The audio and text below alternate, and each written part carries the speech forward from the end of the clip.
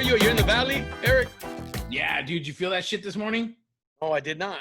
My wife told me though. She said, Dude, it felt like someone picked up the building and just fucking dropped it. It felt like we got bombed, dude. It felt like a concussion. Really? It was that hard, dude? Yeah, because you know how they kind of roll in the beginning. There's a little rumbling, and then it picks up, and then it just like dies out again. This one was just like boom, and then started rumbling. It was like shit. So Eric Lopez in the valley, and what city are you? You're in Carson, right? In Carson, yeah. Yeah, Carson. Matt Claybrooks in Carson. Yeah. I'm in the middle. I'm in fucking LA. Fool. City of HP, baton. Been up. But yeah, dude, shit, not much, man. I mean, reading all these things on all these people, like what's this man that they were having the services for him today? Oh yeah. That was John Lewis. I was talking to my boy, and he's not too fond of John Lewis. Why not? He said John Lewis was a fake. Everybody always says, anytime there's someone good, there's always the naysayers. They always come out and say, oh, they're fake. Always. That it was all for it, like, you know, that he made a career just of getting his ass beat once. Like, that's what he was. I mean, I'm laughing because that's what he was saying, you know. And I'm like, that's bullshit. But I'm starting to notice that he says it about everybody. Yeah. Like, yeah, that guy's fucked. That guy sucks. Yeah, Jesus, bullshit. That guy does like that guy does us black people more damage than good. Like, that's his thing. Yeah, only people I take that from are people that do a lot of shit themselves. Yeah. No, you know what he does. No, he's a. I mean, I go to him for a lot because he's very knowledgeable about a lot of shit, bro. Like, he breaks shit down. Like he's a history buff. That's why I don't question when he says something. So when he told me about that guy, I said, cool dude, man. Huh? John Lewis did a lot of shit. Yeah. I mean, you know, everybody has an opinion. You ask 10 people, you get 10 different opinions, man. It's like doctors. Right. People act like Congress is set up for gridlock. It's not set up to pass a lot of great legislation because it's a two-party system where it's Republicans and Democrats. The Democrats are passing all kind of great shit, but they can't get it through the Senate.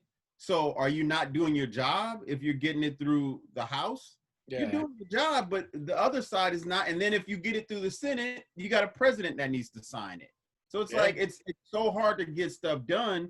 So the president like FDR that got so much done is because he had a all Democrat Senate, all Democratic House of Representatives. So he got a lot of shit passed. You know, so it's like, you know, it's not like a job, you know, like tennis. You if you lose tennis, it's your fault. You know what I mean? Golf. If you lose in football, it's really you could be a great player and never win shit in football. Yeah. Because it's a team of 53 people. Like, you can't. That's why I say you know, you go, hey man, what did he do? Like one person in Congress can pass a bill by themselves. You know, that's interesting you say that because when they say that about sports, like, what did Karl Malone do? Motherfucker is like the second all-time leading scorer. Yeah, but he didn't win a title. Yeah. Yeah, well, it takes fucking a team of 8, at least 8, to fucking win a title. And then you have to face Jordan, and that team was stacked all the time. I'm like, dude, I didn't like Karl Malone before he was a Laker. Yeah, but nobody can say he wasn't great. Even though I hated Karl Malone, no one can say he didn't bring it every single night. Charles Barkley at a cover. Like, I'm not this guy that if you don't win a ring, you weren't great. I'm not. Dan Marino. Fuck. Dan Marino. We can go. The list goes. I'm like, fuck, but hey, give us Dan Marino shit like that. That's my thing. Like, you guys had John Elway because you're a Broncos fan. Yeah. And he lost until he got a really good team, until he got Terrell Davis and Shannon Sharp and all these guys. That's right, because he lost 3 in a row, right? He lost 3. One of those strike season, but he lost 3 in a row, and then the Bills lost 4 in a row. Yeah. And then he came back and he won back to back. So he lost so much that I cheered for him in that Super Bowl, and I'm a Raider fan. So in which Super Bowl? Which one? The first one that John Elway won. Oh, when they beat I was- the Packers? Would they beat Yeah, I the was cheering Packers? for him in that one because I felt bad for him. wanted him to get one. Yeah, he's my favorite. I always had something against John Elway because he was like one of the first dudes to say, "Oh, I'm not going to play for the team that drafted me. I'm going to hold out." Yeah, he was. And I always thought, yeah, because the Colts drafted him. And I Yeah. always thought that was bullshit that you do that. Like, hey, man, you get drafted, you should be happy you're a fucking professional, go play for them. And then I saw what happened to Jeff George. And the motherfucker was bald after 1 year. I'm like, he lost all his hair. I'm like, yeah, man, I guess you got to choose where you go. Yeah, You end up like Jeff George and shit. Right. It's crazy that John Elway, a lot of people say he looks like a horse. Oh, yeah. And he was drafted by the Colts and ended up going to the Broncos. That's hilarious. Yeah. All the horse teams wanted him, man. That's fucking funny, dude. Well, I think Bo Jackson did the same shit. Did he? Yeah, 'cause I think he was drafted by the Buccaneers or something, and they suck. You're right. Yeah. And so he said, "I'm gonna play baseball. Fuck that. Fuck the Buccaneers." Yeah. But if you don't have that option to play baseball, what can you do? Yeah. I mean, you do what John Elway did. You say, or Peyton. He was drafted by the Yankees, though. Same thing I felt about Peyton Manning. No, not Peyton Manning, his brother. When the Chargers drafted him, and he said, "Nah, I'm not gonna play." Yeah, Eli, right? Yeah, Eli Manning. Yeah, they ended up getting Phillip Rivers. Yeah, but didn't they have Drew Brees? Yeah, No, they sorry. took him out because he jacked his shoulder up. Remember? Oh, I forgot that. Yeah, he like tore his ligament in his shoulder or the shoulder's elbow. It was really bad, and then he had to heal up. And they were like, "Nah, we're just gonna ship you out." And then he kicked ass with the Saints. So no, what happened? So here's what happened: the Chargers had the number 1 pick. Michael Vick was going to be the number 1 pick. Yeah. But then the Falcons came with an offer they couldn't refuse. Swapped the 5th and the first. Swapped the 5th for the first, and also gave them like another couple picks. And then the Chargers ended up drafting LaDainian Tomlinson, number 5, and then they drafted Drew Brees with the first pick in the 2nd round. And then what happened? Drew Brees had a fucking like a torn rotator cuff. Yeah. And they drafted Phillip Rivers because they didn't know what was going to happen with Drew Brees. And his contract was coming up, so the Chargers drafted Phillip Rivers. They said, we don't know. He's been having arm trouble. They didn't know. That was one of those things where, like, fuck, you give him all this money, and then he fucking doesn't do shit, like he's hurt. Right. You know, it's the safest. And then you got Phillip Rivers, so they weren't going to pay Phillip Rivers and Drew Brees. They could have traded Phillip Rivers, but like I said, Drew Brees was coming back from injury. They didn't know what the fuck was going to happen. Yeah. They didn't know he was going to go win the Super Bowl with the Saints, or 2 of them, or 1. He won 1. 1, right? Yeah. But I mean, both of those are great. Like, you got to surround these guys in their prime with all the good players. If not, you just you squander their, you know what I mean? You squander. It's like a fine chick with a dude that ain't shit. You know what I mean? Then she gets older. Nobody thinks she's, you know what I mean? Like, you really go for it when you're at the top of your game. Like, you really do. The thing about Phillip Rivers or the Chargers was they either had a good offense and a shitty defense, or they had a really good defense and a shitty offense. Yeah, it's always or they would have a good defense and then they'd lose like 3 guys on offense and they'd be fucked for the year. Like, that was always like happening to them. And then the 1 year that it was fucked up is they fired Marty Schottenheimer. Yeah.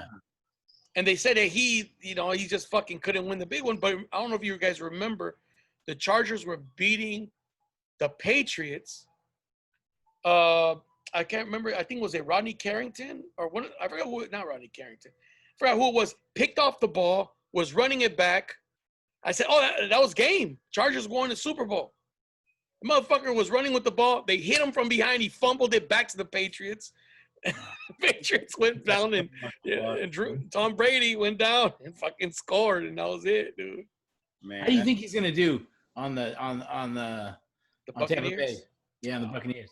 I heard they got a good line. I mean, if he's got a line, he'll be all right. Dude, he's done, man.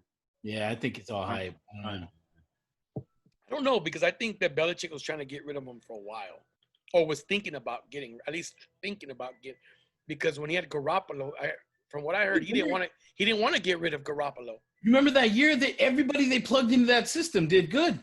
I mean, Kobe all those Brissett. quarterbacks went on to get like starting contracts, right? And they didn't do shit on other teams.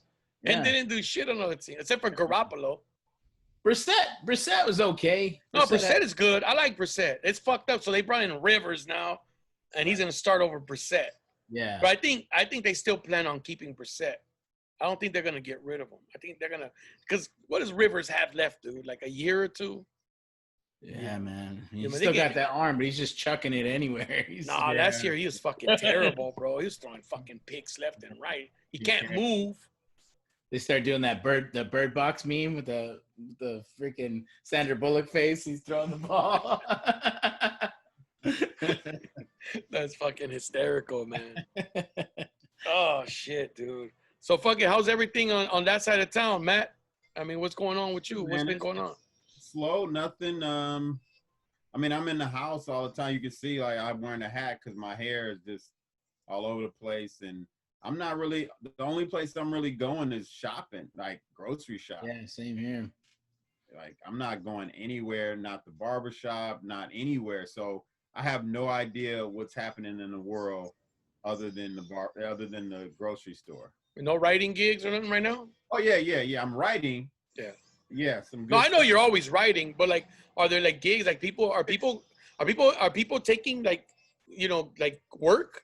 Yeah. It's writing. Writing has not stopped. Okay. That's the one part of Hollywood that is exactly the same. Like, they're still buying shows that aren't even in production are still, the writers' rooms are open and they're writing those shows just to bank all those scripts. I mean, for a time, it was like we might go on strike again. So everybody was like trying to bank as many scripts as they could. But now, I mean, we signed a contract and we're good. So, but yeah, writing is going on. It's just the productions haven't started, because with productions, the problem is you have to go to a company to get insurance, and nobody wants to insure these productions, because if one person like goes down with COVID and shuts the whole thing down, that insurance company has to pay up. So that's the hard part, is getting insurance for these productions. So About you, Eric? You guys working? How you? Yeah, dude. I mean, nothing's changed really, other than I had to buy a new laptop because we're trying to record from home now.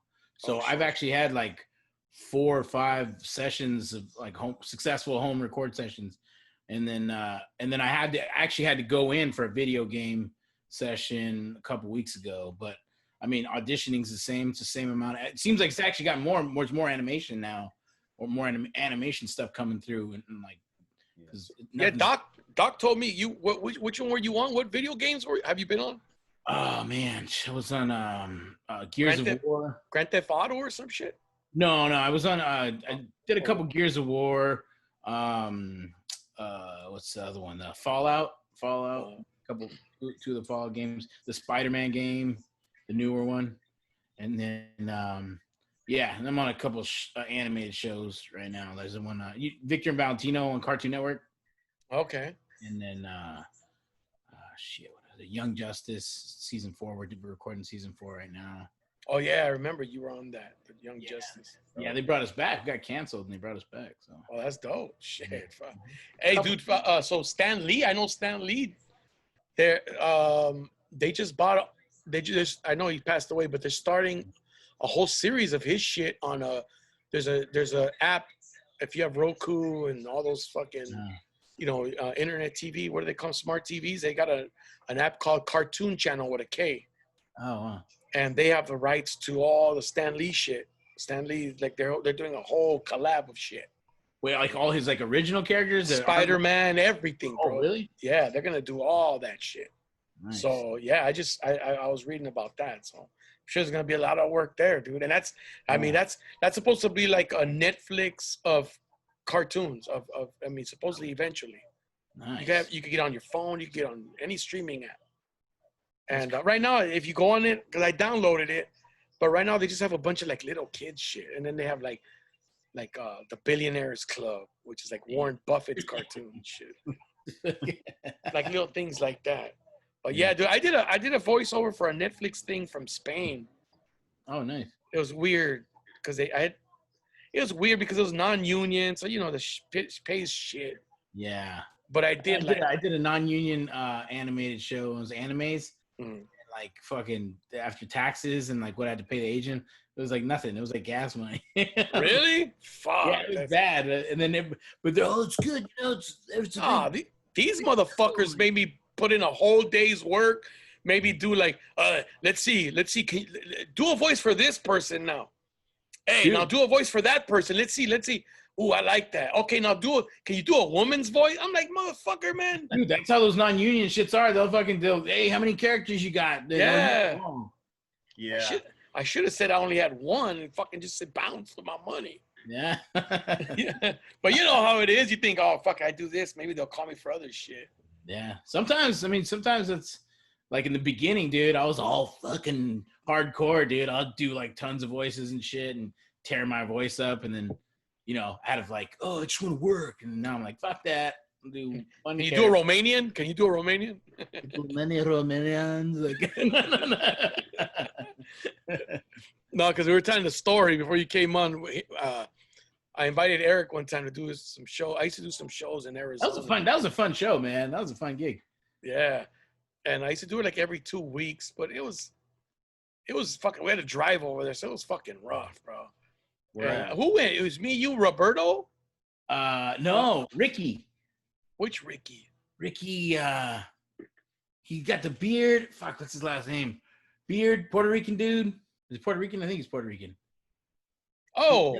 Long hair. Ricky Reyes? Ricky Reyes, yeah. From Orlando? Yeah. Oh, I didn't even remember. Yeah, okay. Me, you, Ricky, and Pete the Romanian. Yeah. Yeah, and then so, and it just, we're laughing because you know Pete the Romanian, right, Matt? No. Wait. Yeah, I do. Pete the Romanian, older cat. He was on Arsenio Hall. He always tells people. He does one-liners. So, yeah. So, Pete's a cool dude, man. I haven't seen him in a while. I was telling him. But on the way back, I kept saying he was Bulgarian. And he started getting mad. You remember? Yeah. He was pissed. No, not Bulgarian. Albanian. Albanian. Yeah. I told him he was. I go, hey, dude. So, I kept saying, so in Albania, and he goes, I don't know why the fuck you keep saying Albania. I'm Romanian, okay? I'm Romanian. I'm like, dude, come on, man. You shouldn't be ashamed of where you're from, man. So like, I hate Albanians. I don't like them. They're not good people. and then Eric was imitating him because he said he was like, he bombed. So he was saying bad. Yeah. So he saw that Eric did really well. So he said, well, Eric did well. We all did well. We all did good. Yeah. So he was like, I need to stop saying one-liners. I need to start telling stories. I need to start telling stories. He's second guessing all his shit. I need to stop doing this whole immigrant thing. I need to, with the accent, right? With the accent. Yeah. I need to be more American. So, dude, I made him. I pissed him off. Dude, we were driving. I pissed him off because I kept calling him Albanian. Like I would let 5 minutes go by, and they go, "Hey, so where you grew up in the part of Albania you grew up in that they." I'll just fucking like, and then he, I don't know why the fuck you keep saying Albanian. I already told you I'm Romanian.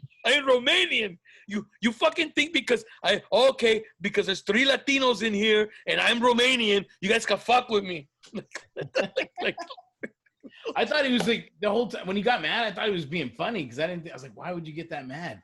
I was like, do this on stage. This is funny. But Eric was sitting in the back, and it's just funny because to me it's funny because I'm driving, and you just hear this voice from the back seat. I need to start telling stories. Like Eric kept saying that shit, and it's just I'm fucking dude. There was a time when I was driving and I couldn't even open my eyes because I was laughing so hard, and like my eyes wouldn't open. But luckily we're like on the 10, and fucking there's nobody on that road. It was just like us coming from Phoenix. Yeah, dude, that was so funny. Did your air conditioner not work? Yeah, bro, I broke it because I remember. I fucked with fucking driving with the fucking windows down, all fucking air coming in. Like slapping you in the face the whole No, time? I think my air conditioner worked. I just didn't trust it because it was hot outside.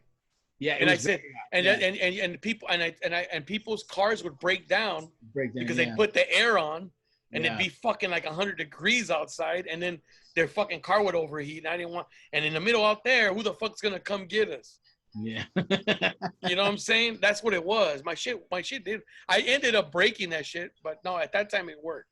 Yeah. I remember one time I don't know what the fuck I was doing, but I started fucking with it or some shit, and I ended up breaking the fucking air conditioner. Like it didn't work anymore. I gave that car to my son. He fixed the air conditioner. That shit blows nice now. Fuck. Yeah. But yeah, dude. But that shit, that was, and I always remember that shit. I always remember that trip. I need to start telling stories, and I always remember Eric saying that shit. So I was talking to Doc Willis, and Doc Willis was like, "Oh yeah, I was talking to Eric." And I was like, I gotta hit him up, dude. And I told him, I got this number. Does he have the same number? And you had the same number. Yeah. I go, I mean, when you're in the biz, you can't be changing numbers every fucking. Yeah, I always wonder that, like, cause I found like an old list, like, cause I would always before Google, you could save all your shit in Google back in like the green screen phones. No, so you like still can. Huh? You can still save them on Google, and then you could bring them on your iPhones and all that. No, back then you could. Remember they would have to port it in. Oh yeah. Port it to your old phone. So before you could save it to Google or the cloud or whatever. So I would just do a backup list of all those numbers, and I found it. I found an old list with everybody's numbers. I'm like, man, one of these motherfucking numbers are the same. Yeah. I wonder if any of these people still have the same number. I think if you're in the entertainment business, you better keep it the same, because somebody tries to get a hold of you, and you miss on a fucking project or some shit. Yeah. Right. That, or at least an email. Keep something like consistent. Yeah. Yeah, dude. So what do you think's gonna happen if I mean, they're talking about shit ain't reopening till like fucking, I know some comedy clubs are saying they're not opening till like February across the country. Yeah. Wait, next 2021. So, you know, dude, that like, makes sense, dude. I mean, it's gonna. The only way people are gonna feel safe, or the ones that will do it will take a vaccine, is after a vaccine, man. Because other people are just. But what about like filming shit, like the entertainment industry, man? What do you think's gonna happen, Matt? I don't know. I mean, Tyler Perry has a show going, but I think he has the actors in a bubble like the NBA. But if you're not in a bubble, man, I don't think. My gut tells me nothing's gonna really start up until next year. Yeah, the MLS is in a bubble. Bubble type structure, anyways, right? Especially if they're on location, they're all kind of in the same camp. And I mean, no. The thing is, like, Tyler Perry, it's easier for him because he has his own studio. Yeah, and it's in Atlanta, so they can kind of like, you kind of have to quarantine off. I don't know how he's doing it, where the actors are staying, because are they staying in the same hotel? If not, I mean, the NBA is like really tough on these guys. They're like chaperones, people walking around the halls, like they don't let them do shit. I think the MLS is doing the same shit, soccer league, because they're in Orlando as well, and they all play on the same field and all that shit. And it's kind of weird when you're watching it, but I don't know, like you when you're watching the game, you kind of forget they're in a, like, when you look at the court, you're reminded, because you're like, oh, that's not the fucking Lakers home court, or that's not.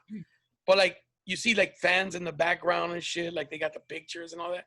Like I kind of get lost in the game, to be honest with you. I do in basketball. In baseball, I don't, just because in basketball they have this cool screen that have moving people. Like, oh shit, screen of people, where in baseball it's just like cardboard cutouts. Yeah, that shit is whack. Yeah, so the soccer thing has the same thing, but they have big like scoreboards, and then they have the people on the video board, and they have like the little Zoom like this, like how we are. They just have people there rooting, like, come on, you know. Like, so they got live fans watching then? Yeah. Oh, that's better. See, baseball was pumping in fake crowd cheers and shit. Yeah. Players are like, this is stupid. Just play music if you want some ambient sound. Right. Play some 2 Live Crew. We want some pub. You been watching the UFC fights? No, dude, I'm not a big UFC guy. I'm not huge. So good lately, man. They've been really good, and it's crazy because like there's no crowd, so you can just hear all like the shots just cracks, like just beating the shit out of each other. I did watch boxing on Friday night. That was a good fight. There's this young Who kid. fought Friday? De La Hoya has this young kid named Virgil Ortiz Jr. And he's he's 16 or 17 and 0, 17 knockouts. Damn. And this was supposed to be like his stiffest competition up to date. This guy he fought like Daniel Jacobs, Danny Garcia, and he gave them all like good fights, went the distance, I think, with all of them. And this kid fucking knocked his ass out. TKO, like fucked him up, bro. Like I'm talking about but I'll give credit to the other dude. That dude was taking some punches because this kid was just fucking dropping bombs on him. And I was like, Jesus, just go down, dude. Fuck, man. Like was it welterweight or middleweight? Or Welterweight, 147, yeah. So De La Hoya right now has Virgil Ortiz Jr. and Ryan Garcia. I mean, I like UFC. Don't get me wrong. It's funny because back when the first time I saw UFC was Conor McGregor. I didn't even know who he was. But when I watched him, I said, oh, I like this guy. Yeah. This guy throws blows because he likes to throw blows. Yeah. Like I just, the grappling, I was never a wrestler in high school or none of that shit. So the grappling, when they go down and they're just holding each other for a while, I'm like, come on, man, just get up, dude. Fuck. Yeah, it's kind of shitty when it's mismatched like that. Like the last fight, I was hoping that Masvidal Usman fight would have been really good because Usman just had a fight with this other guy, Colby Covington. And they're both wrestlers, but they decided to stand the whole time. Dude, it was a beautiful fight, man. They beat the shit out of each other. And so I was like, oh, maybe it'll be the same thing. But because, George Masvidal's a striker and Usman's like a world-class wrestler, he decided and he took it on short notice. He didn't train for him, so he decided just to wrestle him down. And, I mean, he was getting some good shots in, but, I mean, when it's mismatched like that, it's not very exciting. You watch fights, Matt? I like boxing more than UFC. Yeah, I'm a boxing guy. It's not, I'm a boxing purist. I don't like girls fighting. I don't like women beating each other up and then looking fucked up. Like, it's a thing. Like, people like it, but I don't want to see women all beat up. Like, oh, that's funny because there was a women's fight Friday night, and they said ding ding, pop pop pop. 6 seconds, the fight was over. Knocked the girl out, man. Chicks are starting to knock chicks out, dude. I was like, fuck. And she's from the girl's from East LA. She's from not too far away, dude. She trains in Bell Gardens. Dude, girls are knocking girls out now. You have same thing with the UFC, dude. If you ever watched go and watch Amanda Nunes highlights. She's the current. Oh yeah, I've seen her. She's she beats the shit out of everybody, dude. My son used to tell me about that. What was that girl that was knocking everybody out, and then that girl, Holly Holmes, knocked her ass out. Oh, Ronda Rousey, yeah. Ronda Rousey was the shit. So I watched it. And I told him, watch, dude. I go, yeah, she just hasn't met somebody who's not scared of her. Holly was a boxer, too. She was a boxing champion before. Because Ronda Rousey, I would watch her, and I'd be like, oh, every girl she fought, she's scared of her. Like, the other girl would be scared or some shit. And I go, she hasn't faced somebody who's not scared of her. Because that's when you find out. I told my son, sure enough, she fought that girl, Holly Holmes, pop, pop. I was like, oh, yeah, you see what happens? And then Holly Holmes gets her ass beat by a dude. Because what's the fucking chick's name? She looks like a dude. Cyborg. Look at the fucking name. Then that girl Nunes knocked out Cyborg in that's right. First round, first couple seconds. That's just crazy. Dominated. It was crazy. Yeah, and the girl, the boxer I saw on Friday, Matt, she's actually not bad looking. So it's but she knocked it. That's even worse. But she won. She's the one. The girl didn't even touch it. It was I think she threw 4 punches, and on the third and the fourth, she just went out. And the girl was just laying there. She was fucked up. I was like, God damn. I go, she probably got a kid. That's fucked up to see your mom laid out. I know. And it's worse when they take the kids there and the kids are in the crowd. They're all crying and shit. The parents dude. Like when you see Canelo's mom in there, and she's fucking, Vamos, Canelo! She's annoying, dude. I love Canelo, but goddamn, his mom's annoying. Yeah, dude. It's and fucking. She's got that hoarse-ass voice. Like those dogs who get their voice box taken out. That's how she sounds. No, dude. You know what? It's like you root for Canelo, but then it's you feel like the mom is the mom is what do you call those? Like the entourage of a famous person. Like they do the shit more than the the entourage always thinks they're bad because they're with the homeboy. And it's motherfucker, you ain't shit. You just you're a tag along. You know what I'm saying? But they be the ones that act like they're the shit or whatever. You know what I'm saying? Like, oh fuck, how often you run into that? The entourage is like, yeah, man, fucking we're here with fucking with I don't know, with John Elway. Fuck it. We're here with John Elway and shit.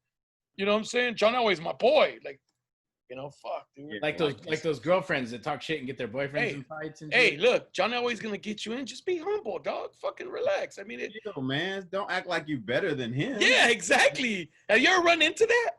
Yeah. You ever run into that shit? You're like, this motherfucker got dude. I run into a lot of times. I'm like, this motherfucker got attitude like fucking, he's fucking Pat Mahomes or what fucking like what the fuck. Right. You don't get credit just for being in proximity of a motherfucker. Yeah. No, dude, it's fucked up. And I think sometimes like the dude doesn't even know his friends are doing that shit because they don't do that shit in front of him. You know what I'm saying? Like they don't really do that shit in front of him. They kind of do it like on the side. They be hollering at girls and shit like that, whatever. I mean, that doesn't matter, but good attitude. But giving the attitude of people, that's what I don't like. Like, fucking, it's cool. Hey, I'm happy. Whatever the fuck. Hey, you're rolling. Like Mayweather would roll with his fucking little entourage. You know what I'm saying? Cool. But don't act like you're Mayweather, dog. You get knocked out. Exactly. You know what I'm saying? It's like those dudes that were rolling with Korean Zombie. It was like some like social media dude was like hanging with him, the UFC guy. This guy Korean Zombie, and they were talking shit like online to this other fighter, Brian Ortega, and then he saw him, he caught him in the crowd, and he's like, "Well, say some shit now. We're in person now. We're not on Twitter." And he fucking didn't say shit, and he slapped him around a little bit. Oh fuck yeah! In public. Good. That was like some WWF shit right there. Yeah. Like back in the day when they would be Mean Gene would be fucking interviewing like Bobby the Brain Heenan in the locker room. And then the Junkyard Dog would show up, and then they start slapping fucking people around. Junkyard Dog was one of my favorites growing up. Everybody liked the Junkyard Dog. If you didn't like the Junkyard Dog, there was something wrong with you. Right. He had the chain. He had all that, man. He was. Yeah, dude. Like, remember the cartoon they had? The WWF cartoon? Yeah. All those characters and shit. That shit was crazy. I love that. No, but thinking about like I was thinking about that. I was laughing last night because I was trying to fall asleep, and I was sitting there and I was thinking about shit. And I said, I want to bring that up in the podcast. And for some reason, this came to my mind. I said, damn, what would be the worst thing that I could catch my mom doing? Like, what did I do that I would never want to find out my mom did? Oh, wow. You know what I'm saying? Like, oh, you're just a chip off the old block. They tell you. Like if your mom just told you, oh, I used to do that. You're like, what the fuck? Right. You know what I'm saying? Like you do you know anything, Eric? Is there something you ever did where you're like, fuck, I never want to find out my mom did that shit? Oh man, I don't know. Of course, the first thing you think is eating ass or some shit. Like oh man, I don't want to hear it. I don't ever want to find that out. I don't. But how would you find that out? Like it just came out in some conversation. Like, or your dad said it. Your dad said it. Like your dad just came out and said, "Oh, yeah, dude, that shit." Or you walked in, and they're having a conversation, and he's like, "Yeah, you used to do that shit," and then you're like, "What?" Yeah, or like she's on the phone with an old friend, and they telling stories and stuff. I remember that one time we had a threesome or some shit like that, huh? Yeah, I don't know. I would ignore that. Like I would not let. Exactly. Yeah, you got it. That's the only choice you got. And then you would go in your room and fucking think about shooting yourself. Like, damn, my mom it didn't happen. Like, because one of the things I think we tend to forget is that our parents are human beings too, man. Like they make mistakes too, but we don't ever think about it because I think we kind of like block that shit. Like we don't ever want to think about it. But like, I mean, there's shit I did at a club, like with broads at the club, and you're like, and then you start thinking, man, I never want to find out my mom did shit like this girl let me do. You know what I mean? Like, oh, dude, that'd be the worst. Like, it's funny because it's double standard. Because if you find out your dad did it, like, you don't care. Yeah. Like, oh, my dad was a stud. Fuck, yeah, he used to do this shit. But like, you find out like your mom did. You're like, oh man, you don't touch my mom, man. You don't. Yeah. Even if it's true, don't even bring that shit up, dog. Don't even bring that shit up. Good thing is my mom doesn't drink. She's never drank any of that My shit. mom either. My mom not a drinker. Yeah, so I'm like, I got a nice little security in that. But it's worse if we think about it because she can never say, "Oh, I was fucked up." Yeah, exactly. She doesn't drink. That means she did that shit sober, dog. Like, oh, now you're just gross. Now you're just a freak, man. Goddamn. Oh man. You know what I'm saying? Like, is there anything you ever did? What's the worst thing you ever did, or something that you ever did that you're like, God damn, if I ever found out. I'm a pretty stable drunk, man. Like, I'm a happy drunk. I'm a really good drunk. That's the scary. That's probably why I probably shouldn't drink so much, because I'm almost like, I'm more mellow when I'm drunk. Like when I'm drinking, shit. I'm real mellow and I just want to like be cool with everybody. Yeah. So, and then when I get sloppy, I just get and I just like pass out or throw up. What do you drink? Lately, I don't drink beer anymore because it just bloats me up, get too gassy. As I'm getting older, I can't drink beer anymore. So I just drink, from home, I'll drink wine or like some like whiskey or some scotch or something, you know. But when I'm out, I'll drink, you know, mixed drinks like, you know, gin and tonic or Jack and Coke. Those are my drinks of choice when I'm out. I still have a drink here and there, but that was my thing. My thing was JD, dog. And I was like, you know, I started off with, you know, with the sweet drinks because I didn't really like the taste of alcohol, so kind of mix it like with Coke or whatever, or with Coca-Cola, that is, with fucking with you know, pineapple juice or orange juice, like a screwdriver or something. I could tolerate it kind of, and then I started going to the straight shit on the rocks, straight up, no fucking ice, straight up. JD, give me some JD straight up, and I would drink 5. And then it would hit me, and then I would 6, 7, and then I would drive home, and then I'd forget how I got home. Yeah, I've been there. And thank God, like I always knock, I never fucking hit nobody. I never got pulled over.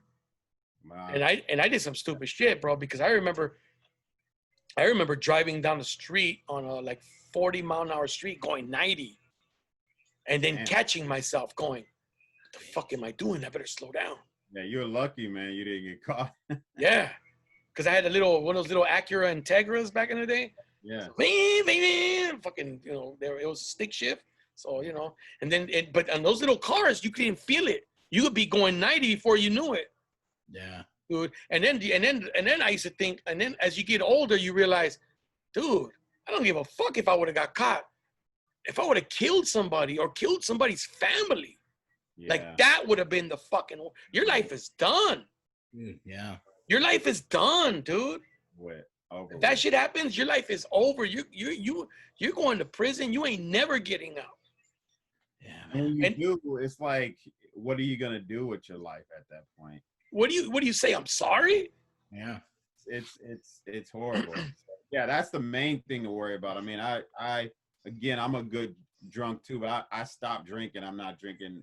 That's, you know, not ever, hopefully ever drink again. That's my goal. You know, it's just because I can do it, and my tolerance level is so high. I can do it at a high level. Like I'm the LeBron James of drinking. You know what I mean? So it's like I can't do this shit. I can't. You know what I mean? It tears your body up. It's just, I mean, it's poison. So you have to really, really watch poison. You do poison every day, you're taking years off your life, and you look older. It's not good. I mean, again, I loved it. But I can't do it. I just can't. What's one of your worst horror stories, dude? Worst horror stories. I mean, I have so many drinking. I mean, I got. To you, which one's the worst? The DUIs, like damn. You know, a couple of those. Shit. A fat chick that I would have never hooked up. Like, dude, that was probably my worst, man. Like when I was, you know how you in the bathroom in the fetal position crying? Yeah. Man, what's wrong with you? Like it was like that. Damn. Like, come on, man. Like somebody you would never. You know what I mean? She wasn't at least even cute in the face. Cute eyes. Yeah. Not the rest. That's it. Dude, that's not even the worst, bro. Yeah. The worst is when you go all the way through with it, and then your friends tell you she was a monster because you don't even remember. It was terrible, man. That's fucking worse. I remember making out with some woman in TJ on the dance floor, and then my cousin the next day goes, "Damn, bro, I think I was like 18. You were making out with an old woman." It's like she was probably like 35. You know what I mean? Which to us is not old no more. You know what I mean? Like, but how did she look though? Because you can be a 35. I mean, no, she wasn't like bad looking. She wasn't. She's all right. As far as I recall, she's okay. But all my cousin could say she was old. Like to him, she was old because he was like 20, or he was like 19. I was 19, he was 18, or I was 20, he was 19. So to him, it was like 35. Man, that bitch was old. Like, you know what I'm saying? So, 35. That bitch was old. Yeah, you know what I mean. Well, when you're 19 and 20, dude. Yeah. So to him, it was like she's fucking old. I'm like, fuck it. You know me? I was like, fuck it. Man, you lose your inhibition. It's horrible because you think you can do anything. Like you said, you forget how you got home. Like it's just all of those things, man. I just like to have control over my every major mistake I made in life had involved drinking. Yeah. Everyone involved. Damn, what is the common denominator? I was fucked up. Yeah. Why did you do that? Why did you say that to that? I was fucked up. So it's like, you know what? I want control over my life. And especially if your dad was an alcoholic. Yeah, we talked about that. Because you can really go down to like, you can really be a wino. You can really do that shit. Yeah. Oh, yeah, dude. Waking up in the morning and not wanting to do shit because you're hungover. Hungover, and when you're hungover and then you start drinking in the morning is when. Oh, I never did that. I've never been able to do that. Yeah, I never been able to do that. I was never able to do it because people used to tell me, just have another one, it'll go away. And I hate that. The hangover. Stupid. That advice is terrible. I'm like, I'll throw up again. Fuck that. I just wake up, I start pounding water. I'll go to like Jamba Juice and get a green juice, and I'll try to fucking start cleaning it out. Yeah. You need mineral. You need vitamin. You need like electrolytes because you pee a lot. That's what they say. You pee a lot. So the hangover is just dehydration. You're fucking dehydrated like a motherfucker. You've been pissing all night, drinking alcohol, and then you're pissing all night. Not drinking water. For every drink, you should have a glass of water. If you do that and you eat, your hangover won't be that bad. But I had all kind of like ways of getting over hangovers and all that shit. And then the next day you're like, I'm never drinking again. Yeah. By 6-7 p.m. you're like, all right, y'all, let's do this. Oh yeah. My friend was always, what's up, dog? Dude, this is stupid shit we used to do. We would go to TJ Friday night.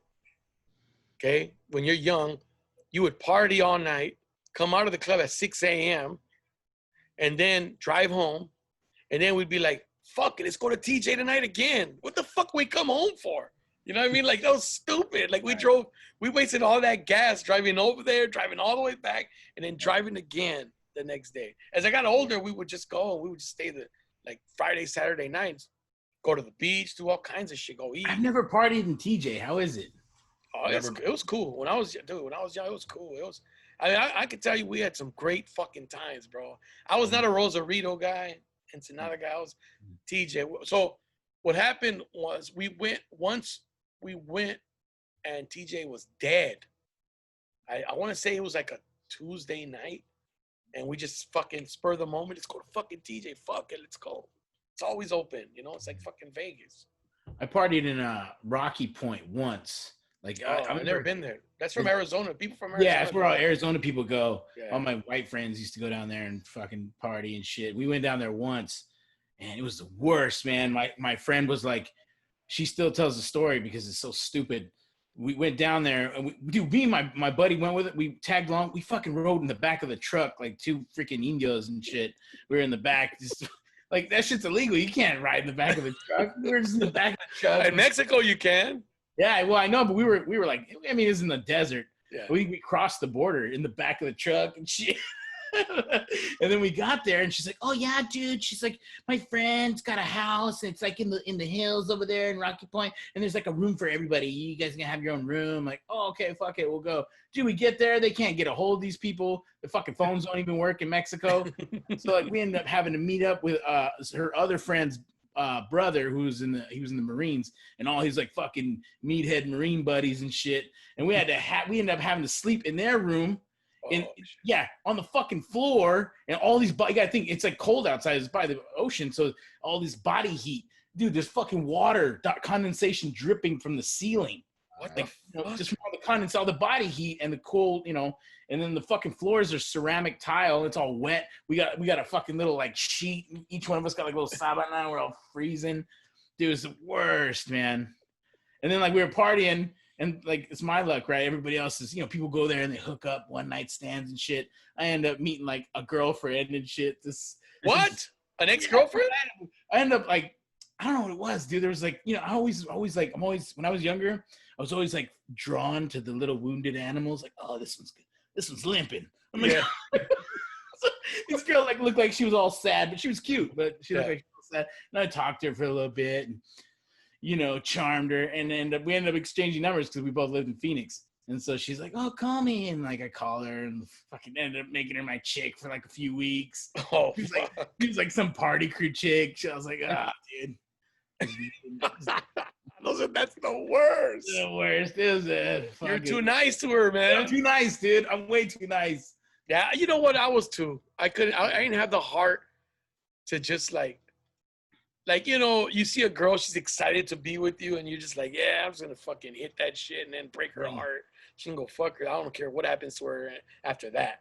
Yeah. I never had the heart to do shit like that. Me neither. I tried it once and it felt terrible. It does. It feels fucking terrible, dude. It felt so bad, and she kept calling me because, like, it's not like I was mean to her to make her want to leave. She kept, "Oh, to hang out with you again." She'd call me, and I was like, I'd have to fight. I'd see on the caller ID, and I just have to put it down. See, and the fucked up part is that's the one you call when you're drunk. Yeah. That's the fucked up part. And then you got to figure out again how to cut her loose again. Yeah, dude. When the well's dry, you're like, fuck it, I could call her. I could call Raquel. I see myself with her. Yeah. If that was like a public service announcement, people would stop drinking. Yeah, it's true, man. Yeah. They're like, this is what you do this is what you think you're doing when you're drunk. And you're like, yeah. Like, this is what you're really doing, and it's all fucked up. That's what they should do. That'd be funny. It's you're not only with like some big chick, she's throwing up, and then you're making out with her after she threw up. No. Right after too. Not after. Right after. And then as you're making out, you look at your friends going, yeah, like I got some. Yeah. We were in Oregon. This is mine. It don't matter shows in Oregon. Yeah, no matter if nobody else wants it. Exactly. Dude, we did a show in Oregon one time, and it was me and Randy, and remember Jeff Wayne? Yeah, Jeff Wayne. Yeah, we went with Jeff Wayne, and we did this show in Oregon, and we ended up hooking up with these chicks after the show. And one of them like started throwing up. Dude, Randy went in and got the fucking mouthwash and just took it in there and just gave it to her. He's like, give her the mouthwash so he can fucking make out with her afterwards. I'm like, yeah. That's fucking funny. That's when you really have a problem. When dude. You know somebody's gonna throw up. Yeah, he's like, let's get this mouthwash here. like me, I gave up drinking like that. I'll still have a drink here and there, but dude, there's been times when I walk into a bar, like my friends are like, let's meet up at this sports bar. Let's meet up at what's that fucking place called? God damn it. Anyways, one of those like Chili's or one of those places. Applebee's. Let's meet up at Applebee's. We'll watch Monday Night Football or whatever, right? And I'll be like, fuck yeah, I'm gonna have a couple of drinks. So I'll go to the bar and I'll look at all the alcohol. And then I'll think about all the time I haven't had a drink or whatever. And I'm like, just give me a Sprite. like I can't do it. So Yeah. my thing is my thing is I'll have a drink if I'm at home. Or I'll have a drink if I know my wife says I'll drive. But I can't, honestly, bro, I'll be honest with you. I've had a couple beers, but I can't have more than 2.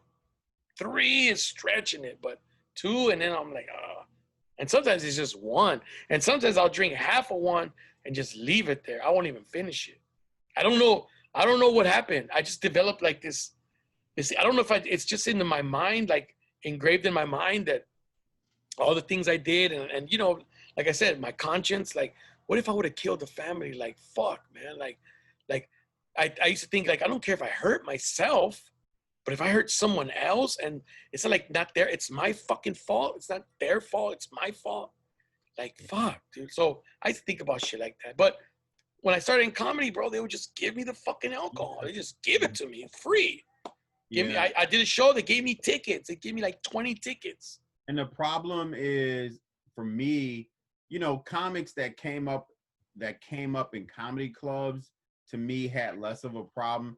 I came up in dive bars. Yeah, exactly. Therefore, I'm going to they paid you in drinks. Yeah. So like, we can't get you money, but we can fuck you up with well drinks. And so therefore, I connected comedy and drinking. They became one and the same. So it was like, anytime I was doing comedy, it was like I wanted that, because that went together, because I came up in a dive bar. But I think if I would have came up like through the improv systems, I don't think we would have been like that. Nah, probably not, because you would have taken it a little more serious, because it's a chain, you know, and it's organized. Yeah, like if people in the audience talk, they put them out. Like Cisco, we were doing dive bars and shit like that, where the TVs are on, they're playing sports on the TVs. This place is not built for comedy at all. You got to get their attention from the TVs, from the talking, all of that. There's no bouncers, there's nobody. So when you killed in a dive bar, like, yeah. I used to do a show. I don't know if you ever did it, Taco Beach. Yeah, I was gonna ask you. I had it in my mind. I was trying to remember the name of it on Pine. That was my spot. I used to fucking destroy. Like, when you destroy there, you're destroying. Or Liquid Lounge. I used to fucking rip that shit apart. The Liquid Lounge. I used to fucking rip that shit. And it was because a bunch of drunks, a bunch of playing pool, loud shit. And if you get them, you got it was like having a special ed class that you got them all listening, where you can hear a pin drop. Damn. This shit is beautiful. It was beautiful. I remember somebody used to do comedy shows like in not Los Feliz. What's that area? Yeah, no, what's that area that kind of turned gay? Silver Lake. Not kind of, you know, but anyways. In Silver Lake, somebody used to do a show like at a laundromat or some shit. Yeah. Oh yeah, I remember that. I've been there once. Yeah, I never went there. What was that like? It was weird, man. It's like, so people are folding their clothes, watching you laundry, and then there's a couple chairs, and then people, you just fuck. It's weird. It's just weird. It's just, I mean, you got to talk about laundry and shit. You don't have to, but like, I mean, you want to talk about something going on, right? It's fucking that's our connection there. Yeah. You ever wash clothes at a laundromat? Yeah. My whole life. Your whole life?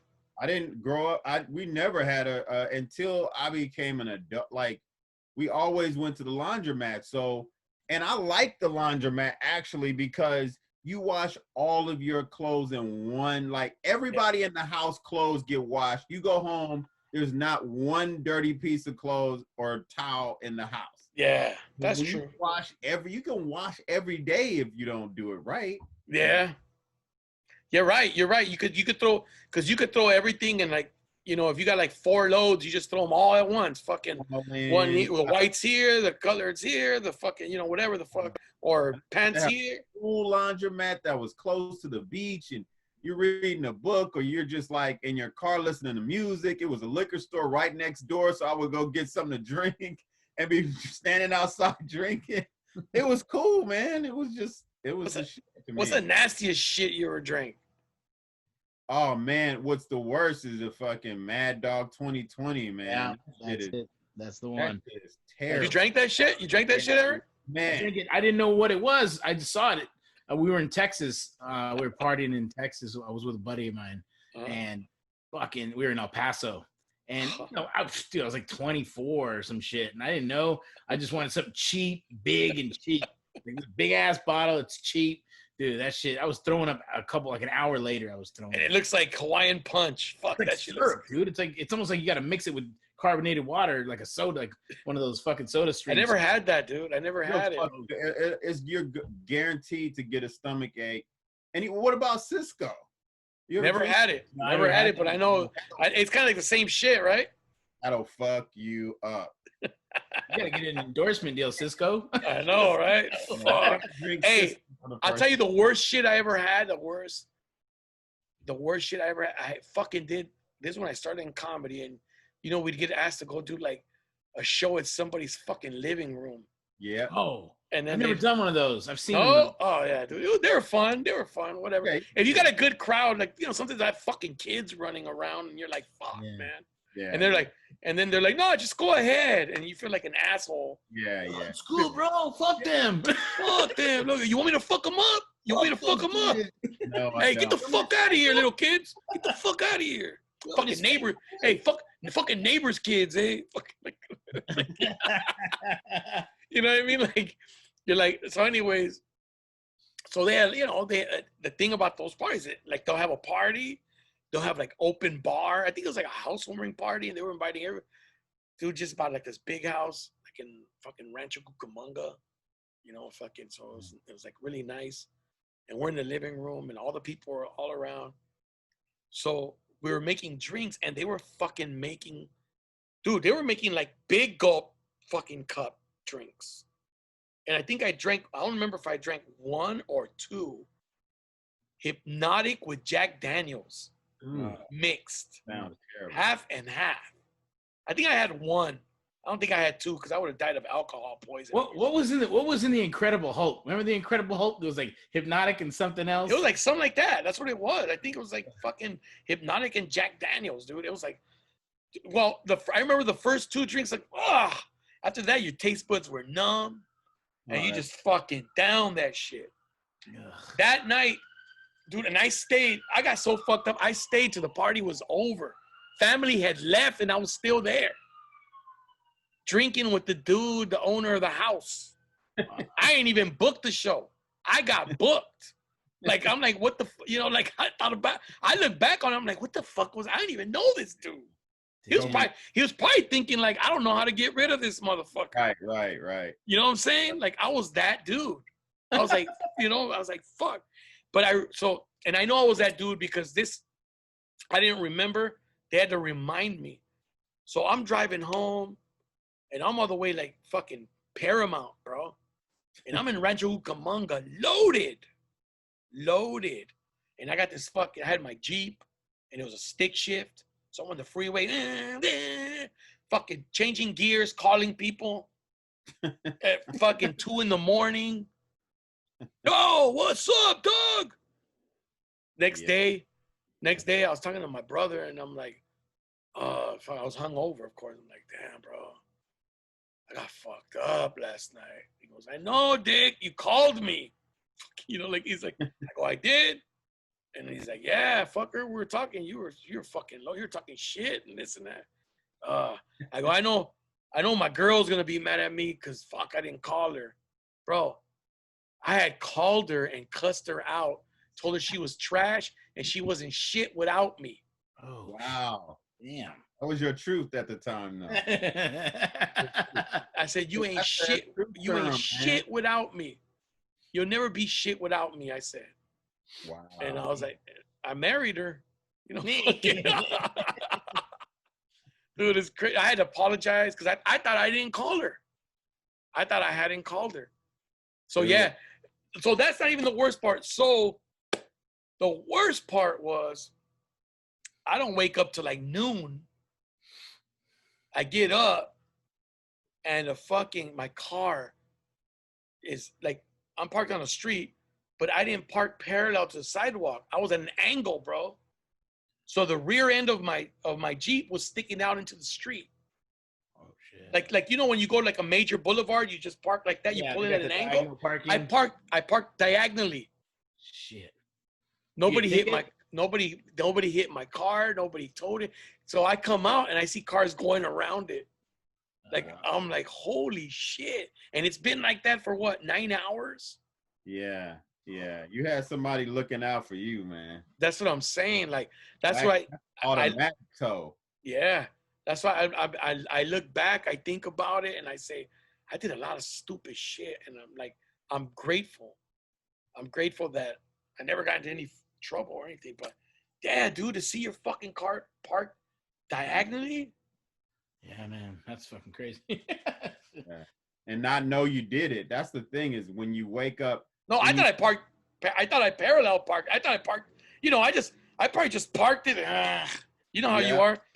Close the door, lock it up, go inside. You don't look back or nothing. Yeah. You didn't see if the curb was right there. You just fuck it. Shit. What about when you're drunk and you make plans with people, and like you're getting texts, people you don't even know. You getting like texts from numbers, and you're like, "Who's this?" And it's like a name you don't recognize. Like, you just exchange numbers. Oh, let's do it. Let's hang out. And fucking next morning, they're all trying to fucking figure it out. You're like, "Oh, dude, I'm not feeling good. Oh man, sick. I don't remember who you are." It's crazy. Man. I don't know. I'll tell you another crazy story. I was doing this show in Long Beach. You know, right there on the corner. You know Long Beach well. On the corner of Cherry and South, there's like a bar it used to be called Asia's. Yeah, Cherry and South. Yeah, it used to. It's kind of like Cherry and South. Yeah. And then there's like and then across the street from that going west, there's a place that used to be a strip bar. And they called it a Copacabana. Well, I used to do a comedy show. I used to do a comedy show there. And I remember we did the show, and I was talking to some dude outside, and we were fucking chatting it up, and then the subject of TJ comes up. And it's like, yeah, dude, fucking, you ever been here? Yeah. Bro, you ever had tacos from the yeah. Fuck, man, I feel like going to TJ. Dude's like, fuck it, let's go. I don't even know this guy. I go, you're down, dude? He goes, I'm fucking down. I go, I'm always down. Fuck it, let's go. I'll call into work. I told him I'll call into work tomorrow. I had a 9 to 5 at the time. So he goes, hey, just, you mind driving? I go, no, I don't fucking mind driving. Just follow me home. So I followed him home. He lived about a couple miles away in like Carson. I think he lived in Carson. Okay. And then I said, so I followed him home. He dropped his shit off in Carson, jumped in my ride. We jumped on the 405, headed to San Diego. And I look at my gas gauge and I go, fuck, I gotta get gas. Let me get gas. I'll fill up and we'll fucking head on out. Filled up my fucking tank, got back on the freeway, was driving for like 30 minutes. And I go, God damn it, man. Seems like we're never gonna get out of LA. I was by LAX, dog. I went the wrong way. I went the wrong way because I was already, I'm sorry, I was already in Huntington Beach. That's where I pulled over to get gas. I got on the fucking 405 north coming back to fucking LA. Yeah. And then after that, I was like, yeah, I don't feel like going no more. It's already been like an hour driving. We've already been out because I drove a half hour there, then I drove a half hour back. And he didn't recognize that you were on the wrong side? No. Neither I didn't and he didn't. I don't know what the fuck was I must have been fucked up. Damn, right. Man. That's crazy. Yep. That'll do it. You ever do some shit like that? Yep. You have? Yeah. Went the wrong way? Yeah. Like I couldn't find some reason. I just fucking hate it. You know how in downtown LA it's all one-way streets, man? I've been driving in circles for hours. Just what the fuck is Hope Street? Oh, when you got to go up on the hill, that's the worst. And I had a stick shift at the time. It wasn't nice, man. I've done that. Nobody has those problems anymore because you just put your GPS on. Even if you know, you think you know where you're going, you just follow that shit. That's true. Nobody goes through that anymore. And even if you're not driving, you got Uber now. There's so much shit. Yeah, we're kind of DUI proof now. Like with Uber, like if Uber existed, I wouldn't have got any DUIs. Yeah. Like but again, back then I was broke, so who knows if I could even afford an Uber. that's true, but I don't think I think I would have been cool. I would have taken an Uber. Yeah, because you could. I mean, like, it's not like I was going to far places to have a drink. I was going local. Like, dude, we used to go. We used to bar hop. We used to always try to find a new spot. Me and my buddy. Let's go over here. Yeah, I saw a bar over. Let's check it out. We'd go all these fucking places, dude. Yeah. Right. I didn't really have a regular spot. In Long Beach, hard. Like first starting comedy, man. It was so many spots in Long Beach to do comedy. Oh yeah. Clancy's this. It'd be 2-3 spots a night in Long Beach. Before the Long Beach Laugh Factory, comedy was thriving in Long Beach, and we could just do. And we all knew each other, so I throw a show, then I would go hit Kachino's show, and then we would go hit fucking somebody else's show. It was just always shit going on. What's his name? Stevenson. Arnold Stevenson. What was his name? Or what was his name? Oh yeah. What was his name? Arnold is his last name. Yeah. But fucking Tall black guy. Coffee Haven. Coffee Haven. Yeah, nice guy. And that was my that was a fucking hell of a place to do comedy. That was an open mic, and it was fun. It was one of the best places. If I learned that if a joke worked there, it worked everywhere. Yeah, that's true. We used to drive from LA on a Friday night just to come there. Open mic, way out of the way. They would come, man. And it was right in the middle, like, of all the gay area, bro. Oh yeah, it was the gay area. Like next door was like a fucking S&M shop. Yeah, fetish shop. So they had the shit right in the window. Yeah, you passed like gay bars. It was like, but you know, everybody went and you did your show, but then they turned Coffee Haven into a place called Eye Candy. Yeah. And then it was like, it was crazy, man. But it still did comedy, but it just wasn't good anymore. Wait, why? What was Eye Candy? What was it? It wasn't a coffee shop anymore. It was still a coffee shop, but it was bought by somebody. Because it was a gay area, a gay guy. It was just something about it they couldn't attract. Because the thing about that show is no gay people came to the show. You would think if the gay show would be packed. They'd walk right by. One gay person to come to the show. I'm like, dude, you can't even get the people around here in this shit. It was fucked up. Yeah, they had like the Brit. What was it, like a British pub? Yeah, it was like, but it was a cool, like, man, that was the best kind. Oh, the people were cool around there. Like nobody fucked with you or nothing. Like it was calm. Yeah, it was like a liquor store next door where the Asian dude, he loved the Lakers, so we would just fucking have 30-minute Laker conversations as I drank the drink I bought there. All right, man, later after I fucking down a fifth or some shit. That's fucking funny, dude. Yeah, dude, you're right. Long Beach was thriving at the time. There was a lot of places Great to go. comedy spot. Sunday, fucking Pine, man. We had 2-3 places on Pine. Yeah. Shit, man. Then the Laugh Factory came in and everybody was like, we're going to try to get in the Laugh Factory. And everybody stopped their room. Kachino had like 2-3 rooms in Long Beach. Yeah, because he's from the area. He used to have like 100 rooms. I don't know how this dude did it, but he used to have like just room everywhere. Now he just has the one spot in Orange County that's still good. But I haven't been. They're open still? Years, but I still think he has it. Damn. Yeah. What was the first place you went up, Eric? Oh, the very first place? Yeah. Fuck, was the very first time I did comedy was dude at the Tempe Improv in Phoenix, well, Tempe, Arizona. Okay. Dude, I did their open mic. And their open mic is set up fucking awesome, man. Like, so they do their open mic after the main show, the marquee show.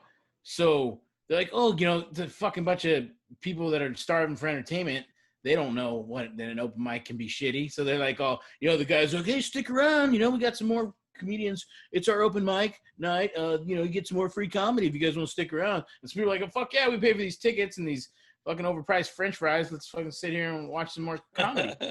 So, you know, you want to get an early spot so you get the big crowd and shit. Because then people start realizing, oh, It starts dwindling. yeah, like, these motherfuckers suck. Let's just go. And so I got a good spot. And I remember Joey Diaz was he was the one hosting the open mic after because he was on in the main show. Oh, okay. So he brought me up, and dude, I think I went up like 5th or 8th or something. So I still had a good crowd, and I fucking did my 3 minutes or whatever. I fucking killed it, man. I killed that shit, and that's how I was like, dude, that's the one. I did one open mic, and then I fucking moved out here. No, I mean, I knew I was coming out here anyways. I was gonna come out here anyways. That's great. Like, that's crazy. Dude. That's fucking crazy. Do you know of any guys that you started with out there that still do comedy? No, man. I only talked to like one dude in the line, right? Because I was just like, I was so nervous. Dude. I was so like, because Phoenix started getting a bunch of comedy spots. Yeah, dude, Phoenix is like real hot right now for comedy. I think I mean, I know a girl I went to high school with who's a comedian over there. This girl Amy Blackwell. She does stand up over there. She's working all the time over there, so it's a good little scene. They got the Scottsdale spot. They got a spot downtown, I think. Still the Improv. There's a couple of spots, and then I'm sure there's like comedy nights at bars and stuff that they do over there too. So, all right, changing a little course direction, man. One of the things that I've been seeing, like I'm on Twitter, and I see people typing these things like and putting Latinx. Oh, I was gonna ask you about that. And I'm like, what the fuck is Latinx? Dude, I was gonna ask you what you thought about that. That's so fucking weird. And I'm like, what's Latinx? Oh, yeah, well, it's not gender specific. Yeah. It's inclusive for everybody. I'm like, why not just Latin? Why do we need the fucking X? I'm like, what the fuck Latin. Is that? No, somebody put Latin's a language. It's not, fucking. But I'm like, what's wrong with Latino or Latina? Yeah, well, because that's what they say. Because it's specific to men or women, and then there's all these other. Okay, like, so if you're a guy who thinks he's a woman, I'll call you Latina. Yeah. Well, if you don't want to be Latino, I'll call you Latina. And if you're a woman who wants to be a guy, I'll call you Latino. If that's what you want, I'll call you what you want me to call you. But don't start. And one of the things that bothers me is the people in this fucking Latinx movement. It's all to fucking cater to white people. I'm sorry. That's what it is. That's all it is. It's a U.S. construct. You can't expect everybody to jump on this shit. Like me and my buddy had this conversation. Like I just got comfortable with Latino not very long ago. It felt weird to me to say Latino. I don't know. It just felt weird. And I'm like, I started to let me too. Me a little bit. I'm like, oh, okay, I guess I can call myself that. And then now it's like, no, it's not Latino anymore. It's Latinx. I'm like, oh, what the fuck is the X for? And that's exactly what they sound like. Yeah. It's not like a dude like, hey, man, we're fucking Latinx now. It's not, you know what I mean, man? Well, the problem is that now people are, I mean, you should have a choice, like, right? The same way that people can identify the way they want to. I want to be called Latino. I'm sorry. That's what I want to be called. You know what I mean? I don't identify as Latinx. I don't either. I'm not into that shit. I'm not into it. Is that some woke shit, or is that like? Yeah, exactly. That's some of that bullshit. That like ultra woke. Look, man, it's. I don't like that woke shit. It's these are the people who are Latino when it benefits them. Yeah. They're Latinos, so they're Latinx because it sounds cool. It's hip. It's intriguing to the Caucasian community, and then they're the same people who help with gentrifying and exploiting our fucking communities. That's the same people. The same people that want to be called Latinx are the fucking are the problem. I feel like it's every generation wants to leave their mark on society. And so like this generation's like, oh, we need something now. What's our contribution to the wokeness? So it's, Latinx, it's all inclusive. I'm like, we don't need it. Latinx, dude, what the fuck? I know what. That's your mark? That's your fucking mark? Why the X? Yeah, I don't get that because it's all. It's just it. Oh my god! It includes gay people and transsexuals and non-binary. We get the whole non-binary thing. In oh my god! Did you see Kyle Dunnigan's video he did? No. He does. Kyle Dunnigan did this fucking song, this country song on his Instagram. Man, that shit was funny. He comes out as like this cowboy. And he's singing this song about like the whole, all the different labels, you know, the whole, you know, gay, lesbian, freaking transsexual, bi-curious, questioning, fucking non-binary, fucking all these shit. He just runs through the whole thing. And he's like, I'm just a cowboy who likes to see old women take peas. He's like, take a piss. And he's like, you got a place for me on your alphabet and on your flag. Is damn, dude. Fucking, that's funny. It's pretty funny, man. But see, my thing is this. I'm too old for fucking this shit, dog. I'm too old for this shit. I'm too old for you to try to change. Look, don't talk to me. You know what I'm saying? Like, I might look. This somebody could watch this shit and be like, you know, try to cancel me and get me booted off YouTube or where the fuck. Because that's how people are nowadays. They're fucking they're so what do you call it? Evil and venomous. Scary, man. They're so venomous. This cancel it's the people that were bullied as kids, and now that's their payback. Like, oh, I'm gonna get you now. Yeah. I feel like get bullied and like fucking spoiled by their parents. Guess what? I was fucking bullied too, dude. Everybody was fucking bullied. Bullies were. How do you think bullies become bullies? Yeah, exactly. Fucking got bullied. Now they're bigger. They're the bully. If you had, I didn't have a little brother until I was fucking like 16. So I never bullied them because they were fucking little. But if I would have had like a 13-year-old brother or whatever, and I was 16, I would have been fucking with him. I would have bullied his little ass. And I would have expected him to do that to the next one. You know what I'm saying? Like, but it was just life. Now, I mean, there's an extreme bully. Now, you're walking home and every day the guy's whooping your ass. To me, that was bullying. Yeah, there's a limit. I just feel like people today don't want to be uncomfortable at all. No. Exactly. Everything triggers With you. the texting generation, bro. They everything negative, they text it. They don't like confrontation.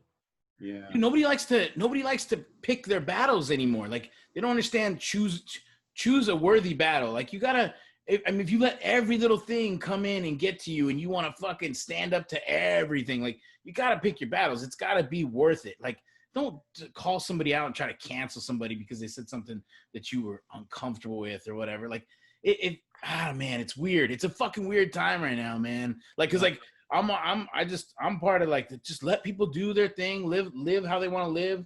I mean, so if someone wants to fucking, you know, be a woman or be a fucking, you know, non-binary, whatever, I don't give a fuck, dude. Live your life. Yeah. I don't want to fuck with your shit. I don't want to ruin your life. Let you have it. And if you don't like me for fucking calling you dude or chick or whatever, like if you're a dude and you tell me you're a girl, I'm gonna say, hey, what's up? You know, you're a girl. Fuck it. That's what you want to be. I'll call you that. Yeah. Don't be on the fence not knowing what you want to be, dog. Come on. No, yeah, well, like, they got the whole pronouns thing now, right? You have to, you know. You know what I do? I just call everybody motherfuckers, man. That's the best way, man. Hey, motherfucker. Right here, you know what I mean? If you do Yeah. that, then everybody's included. Yeah, it's true. This motherfucker over here, that motherfucker over there. They and them and he and she, man. But where's that motherfucker at? Look, I'm not insensitive. You know, it's your life. You be what you want to be. But don't fucking try to control my life and don't try to control my freedoms. Dude, we're losing our freedom of speech, bro. We're losing our fucking freedom of speech. Well, that's the problem, I think. The thing that makes me most angry about it now is that it's fucking wiggling its way into comedy. And it's like, nah, this is sacred ground. It's come in already. Don't bring that shit. Yeah, it's in now. But yeah, I mean, it's made its way in and it's starting to ruin comedy now. And it's like, fuck that. No, this is like it's a timeless thing that it's always been a safe place to say how you feel, you know, as long as you're not fucking just being overly, you know, fucking racist. Yeah. Or, you know what I mean? I don't think people should just try to fucking hurt people. Yeah, no, definitely not. I don't think people should be overly sensitive though. Like, if you know the person's intention is not bad, let it go. Exactly. He's not trying to do this. If he's like what you're saying, the Latinx, like I'll say whatever people want me to say. Exactly. But if I say Latino, I'm not trying to hurt you. Mm-hmm. I want to welcome everybody in no matter what it is. But if you're not up on it, you know, But what you gonna say? What you gonna say, man? Oh, my buddy Cisco, he's Latinx. What kind of shit is that? It sounds like you know, a wannabe fucking Malcolm X disciple, like a Latino version and shit. Yeah, It's no. real weird. It's real weird. It's real clunky. Like, I feel like labels, because you know what's funny is, like, I was telling my girlfriend this. I was like, whatever happened to, like, we're not far from, remember what, there was a time not long ago where people like, I don't like labels. I don't like to put labels on everything. Yeah. Why we gotta label everything? It's like, well, now they want to fucking label everything. Like, Yeah. what the fuck? Why we gotta label everything? Let's just go back to not labeling shit. And be specific with shit. And yeah, dude. And like you were saying, Matt, you were gonna say something about triggering people. Yeah. Just everything. People think being uncomfortable should be a law. Like, no, we're constantly are gonna be uncomfortable. We're gonna make ourselves uncomfortable. That's just a part of life, and you should accept that. But to be always like, you make me feel bad if I feel you're a bad guy, or I mean, if it's not somebody's intention is very important to me. What are they trying to do? If they're trying to fuck with you, then I get that. But if they're just making mistakes because they don't know the latest terminology or whatever, let it go. Let it go. And you should know better. You know, this is the first time in my life, bro, where I'm starting to agree with some of the stuff that the right wingers are saying, bro, because they're the ones complaining like, hey, they're taking our freedoms away. Can't say shit anymore, or they get offended, and that's the fucking Republicans saying that the Democrats are all with these motherfuckers. Well, that's what I'm saying. Like, I'm liberal. I'm completely left. I'm mostly left. I'm completely all left. But at the same time, it's like, and you see, like, just the fucking our side just cannibalizing each other, just fucking going after their own. Like, what are you doing? Yeah. Like my friend Rachel Butera, she was on the Howard Stern show. Yeah. I mean, come on, you can't expect someone from the Howard Stern show to always be fucking, like, you know, just fucking minding her P's and Q's at every moment. She's a comedian. She's fucking cracking. She got canceled from she got kicked off of a Disney show. She was doing Princess Leia. Dude, yeah. She was like all hyped about it too. She was super excited because it was gonna be a lot of work. And so she did an impression of Christine Blasey Ford on that during the trial, the Brett Kavanaugh thing. Yeah. And she just did an impression of her voice. And like people were like, how dare you? Fucking how dare you, fucking talk shit about a victim, a survivor. And she's like, I'm not talking shit about it. I was just doing an impression. Dude, they jumped on her quick, and she's like as left as can be. And Disney dropped her? Disney, they dropped her, man. Yeah, they did it. And once Disney drops you, that's it, huh? No, she's coming back. She's super talented, so she's on her way back. But it's just, it's a climb. Nobody wanted to touch her for a while. That's the one thing I fucking respect about Ice Cube, man. He went from saying fuck the police to doing Disney movies. Yeah. You know what I mean? Like ain't no other motherfucker do no shit like that, dude. Yeah. But that goes to show you that Disney ain't fucking as whoop-de-dee and and fucking. Well, it's all PR, right? I mean, it's all just, well, who's got more angry motherfuckers? All right, we gotta listen to them then. There's enough of these angry motherfuckers. We gotta appease them. I don't know, man. It's crazy. I was just watching a video. I didn't even know that the terms. I guess Bernie Sanders is a democratic socialist. Yeah. So I didn't even know. So I guess I'm a socialist because they say a socialist is in the middle between a conservative and a liberal. So I didn't know I was a fucking socialist. Socialism? No, socialism is between capitalism and communism. Mm-hmm. In the middle is socialism. So, I mean, we all believe different parts of different things. There's no one. What I hate the most is absolutism. That's the people that think the world is just black and white and no gray areas.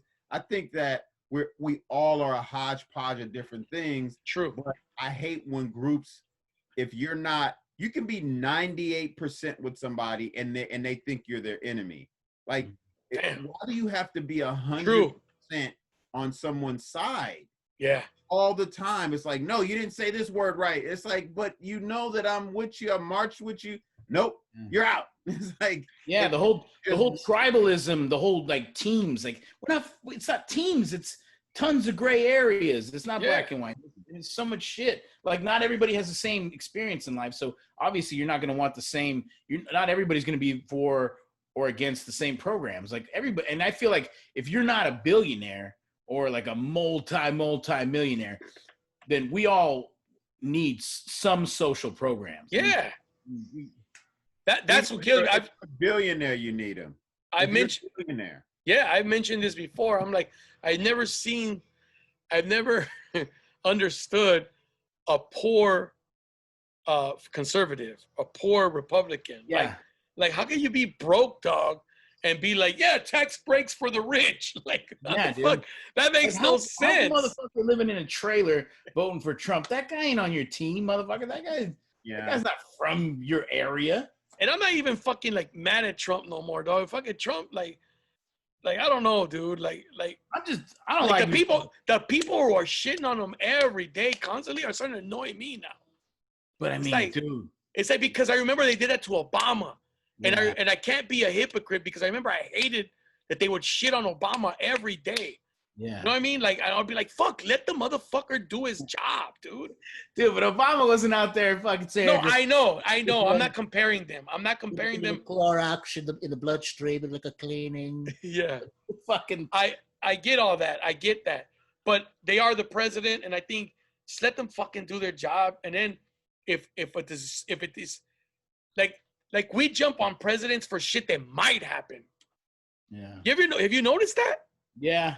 Oh, fuck. Now in 5 years, we're going to be fucking living underwater because of global warming and shit. Like, they're guessing shit. What I think's funny right now is everybody's like, oh, yeah, vote for Biden. He's a child molester. I'm like, I don't see any pictures of that dude hanging out with Jeffrey Epstein. There's shitloads of pictures of Trump hanging out with that dude. That's true. Yeah, that's right. It's like people are so willing to believe anything with no facts or evidence. That's my thing. Is like, if you don't have evidence, then let it go, man. Like, why are you? I just think like it's an all-time high of conspiracy theorists now. Like people are willing to believe anything. It's running rampant. Yeah, it's crazy, man. Well, they're about to fucking. I guess. Well, I had my buddy on here. I should have invited you, Matt, when I had my buddy on. He's heavy into that.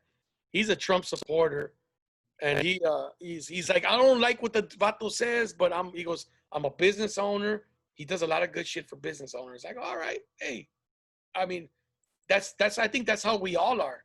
If it benefits me, fuck it, I'm cool.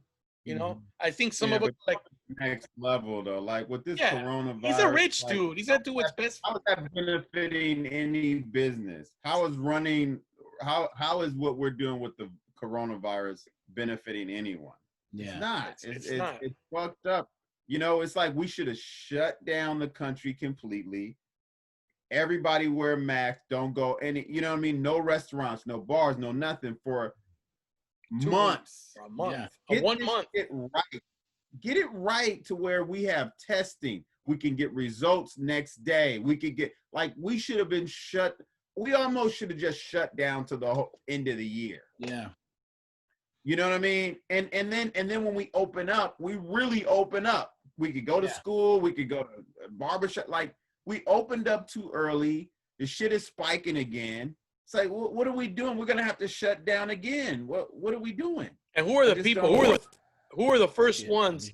Who are the first ones out there saying fuck all this lockup? Remember in Miami, it's our spring break. We fucking deserve this shit, and they were out there partying. And they're fucking. They like fuck that, drinking all over each other, and then lo and behold, motherfuckers started getting sick. Yeah, man. Now they're worse than New York. The problem is one of the biggest problems is we get so much misinformation, man. With all this shit, nobody knows. Nobody's for sure, or maybe somebody does know about what the solution is and all that. Maybe there is a solution, but everybody's confused. Because even me, dude, there's some times where I'm like, this fucking if this is what I really think. I think if you're fucking like how would you say if you lack activity and you're not eating right, this shit can fuck you up, man.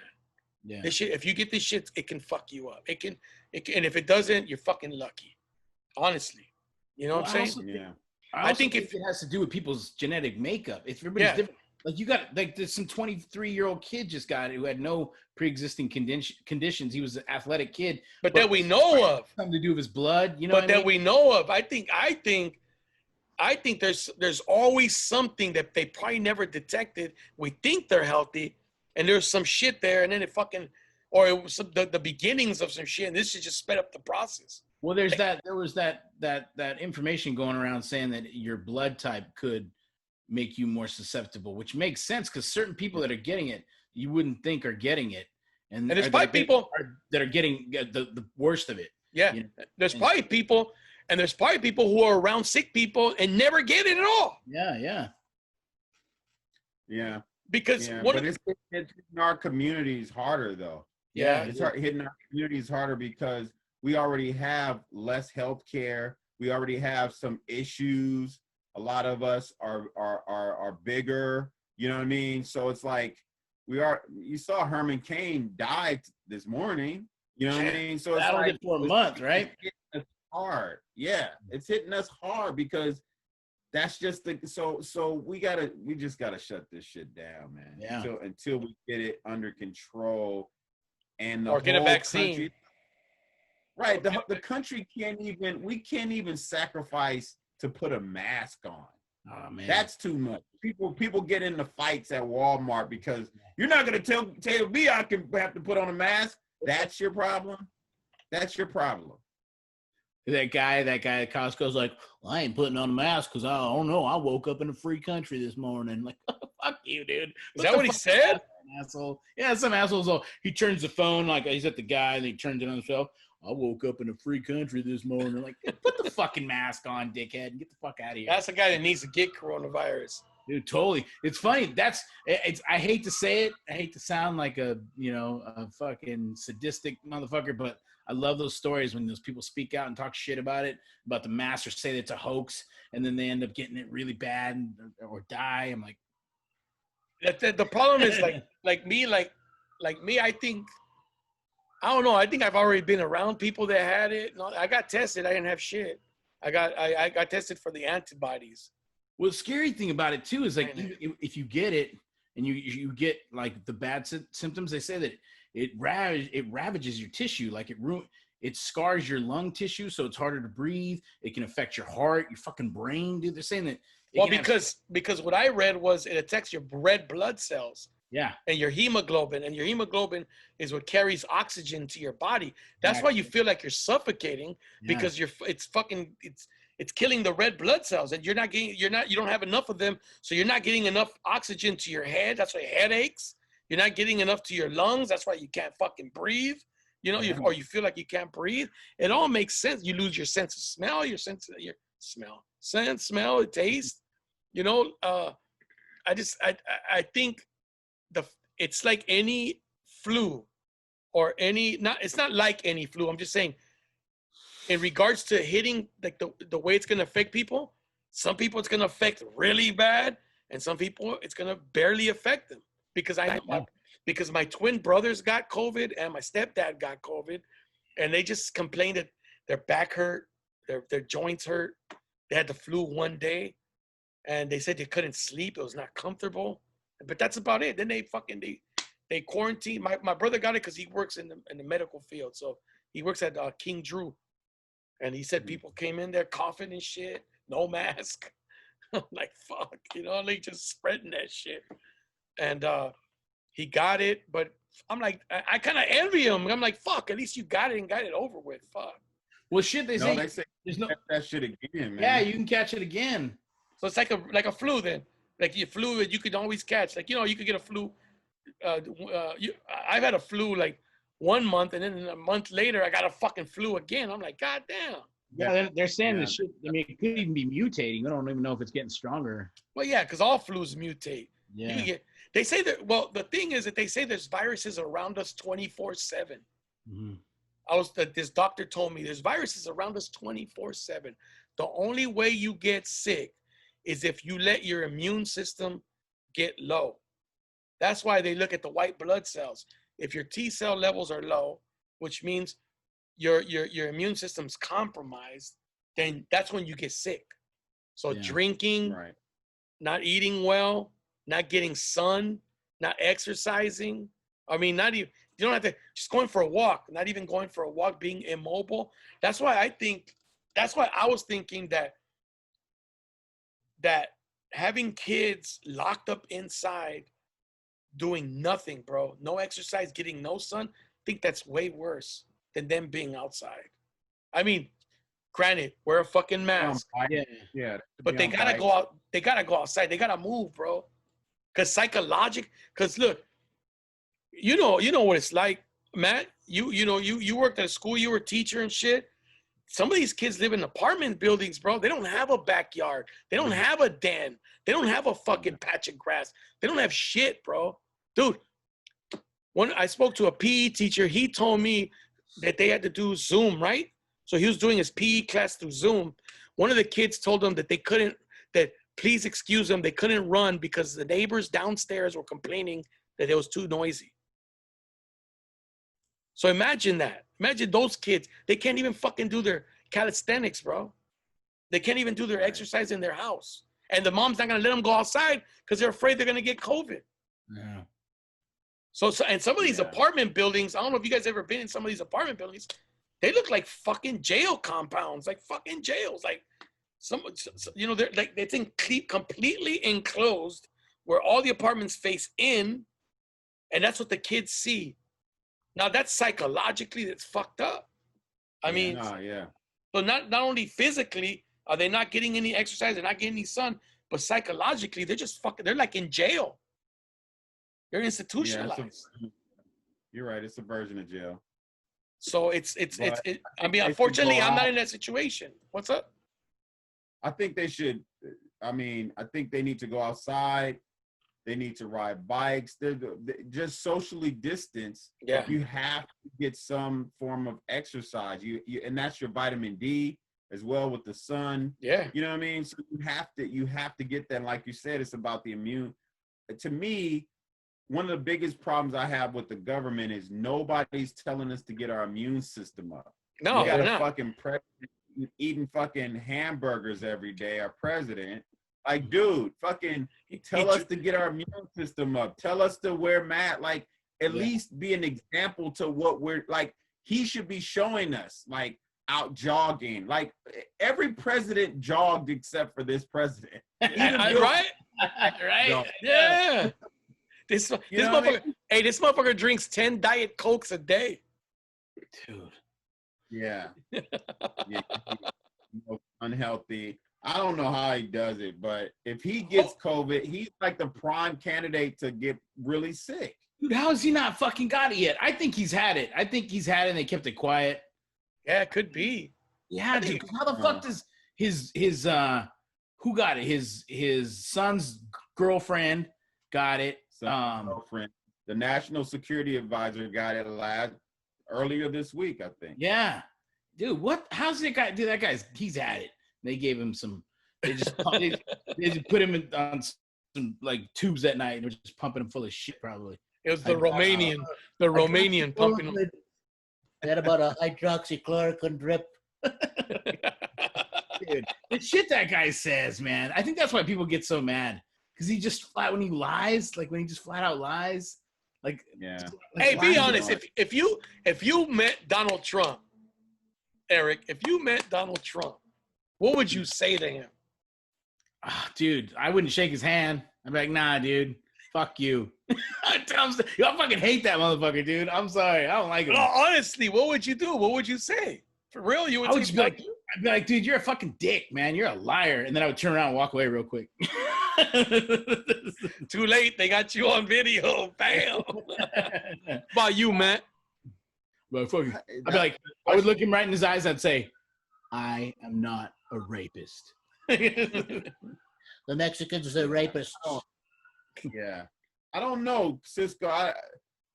The honest answer is I probably wouldn't say anything to him. I don't have anything. Nothing I could say would change him. I would want to say something to say, give him a story or something that happened to say, hey man, but he wouldn't listen. What you're making. Yeah, well, this is what you're making. I would say something. If I said something, it'd be like, why don't you care about the people that are not your supporters? It feels like the only people he care about are the people that voted for him. When you're the president, you're supposed to be the president of everybody. You know, I felt like George W. Bush was the president for everybody. I mean, he didn't do everything I wanted him to do, but I felt like in his mind, he tried. I think he tried. I don't think I think what George W. Bush had, he surrounded himself with better people, bro. Yeah. Because everybody's ditched Trump. Everybody's ditched his ass. And then he talks shit about them. Yeah. Well, he wasn't a very good attorney general. Well, he wasn't a very motherfucker. You picked him. Yeah. What do you mean? Like, you can't shit on a guy you hired. Yeah. That's your fault. Huh? He does every day. Like anytime you go against him on anything, you know what I mean? He just doesn't have. He's just not a president. He's not a politician. He's not a politician. The worst things about him are the little petty things that usually motherfuckers, just regular grown-ups, wouldn't let get to them.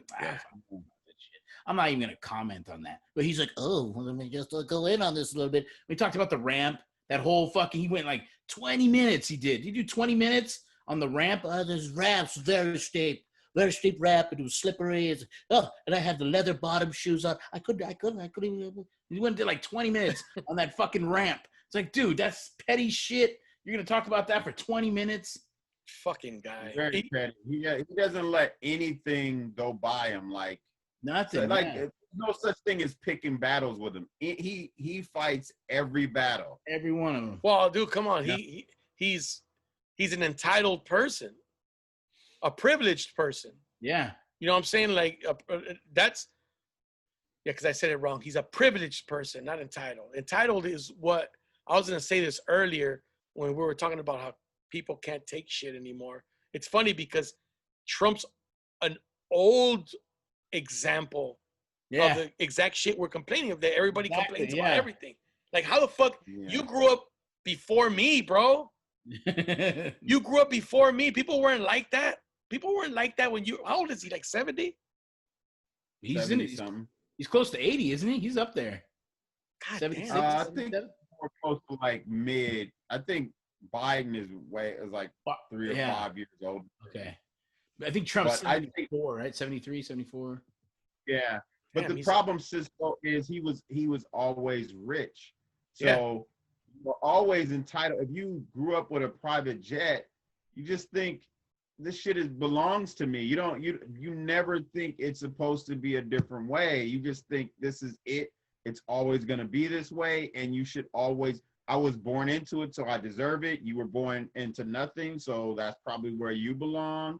And that's how he thinks. So I don't know how you get somebody to think differently than that. Well, just like that stuff he was saying during the election or during the debates, that out of touch shit that he thought anybody could really on a small loan of $1 million. Like, oh, that's a real small loan, huh? Let me go apply for a fucking $1 million loan. Yeah, let me go get $1 million loan. A small loan. Fucking, that ain't no small loan. If I can get $1 million loan, I could do some shit too, motherfucker.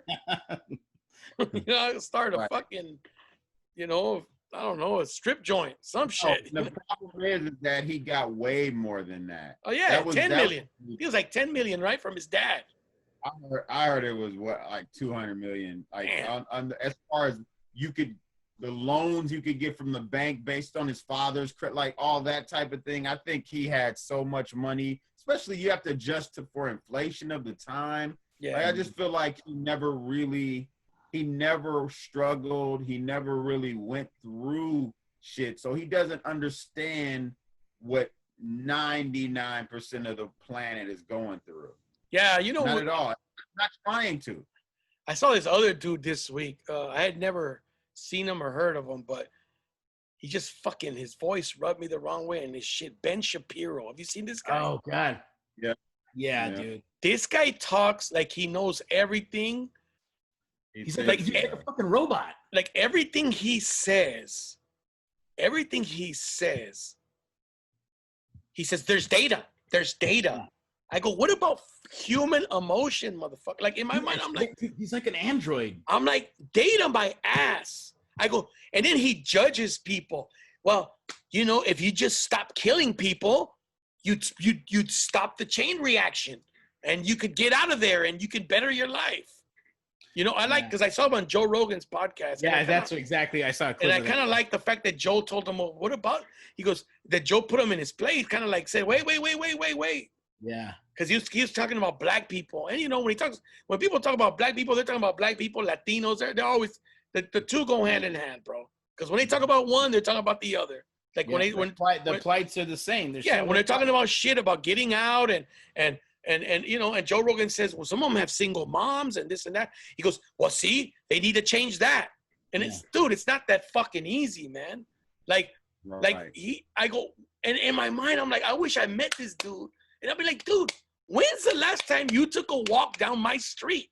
He's not gonna get it though, dude. Never. You never have. What? He's one of those guys. Data. Not gonna get it. Data don't mean shit, bro. Data does not mean shit. If data was 100% accurate, motherfuckers would be hitting the stock market every day. Every day they'd be hitting the stock market because data would tell them which stocks to pick and which ones not to pick. Yeah. You know what I'm saying? In life, there's winners and there's losers. There is. And I'm not saying, and I don't mean loser as in the loser sense. I'm just saying loser as in you start like, okay, it's like we were saying, it's like you're born and you're the number one pick. And as the number one pick, but you were born into this fucked up situation, man. Well, and not everybody like approaches a problem from the same angle. Everybody always coming from different angles. Like everybody's looking at it from their own angle, right? Everybody approaches problems differently. That's why everybody has a different route. There's a guy who was drafted by the first pick in the draft, which was the shittiest team. And there's a number one pick that was picked by the fucking Super Bowl champ. Who's in a better situation? Take away the money. Take away the money, because obviously we know the first pick gets more money than the last pick. But I'm saying, who's in a better situation? And that's kind of the same way. You're born and it's a fucking draft pick. It's the luck of the draw, bro. You could be born anywhere from the first pick to the last. And when you're born that first pick, you're in the shittiest situation, man. Because that team lost every fucking game. That's why they got the number one pick. You know what I'm saying? And then, you could go to the Super Bowl champ, or that's being born into wealth, like a Trump that's born into, like Shapiro. I was looking up, so I'd never heard of this guy. I look him up. This motherfucker grew up in like Hancock Park area or some shit. That's a fucking rich area. He went to a Jewish high school. So he never went to school with like regular people.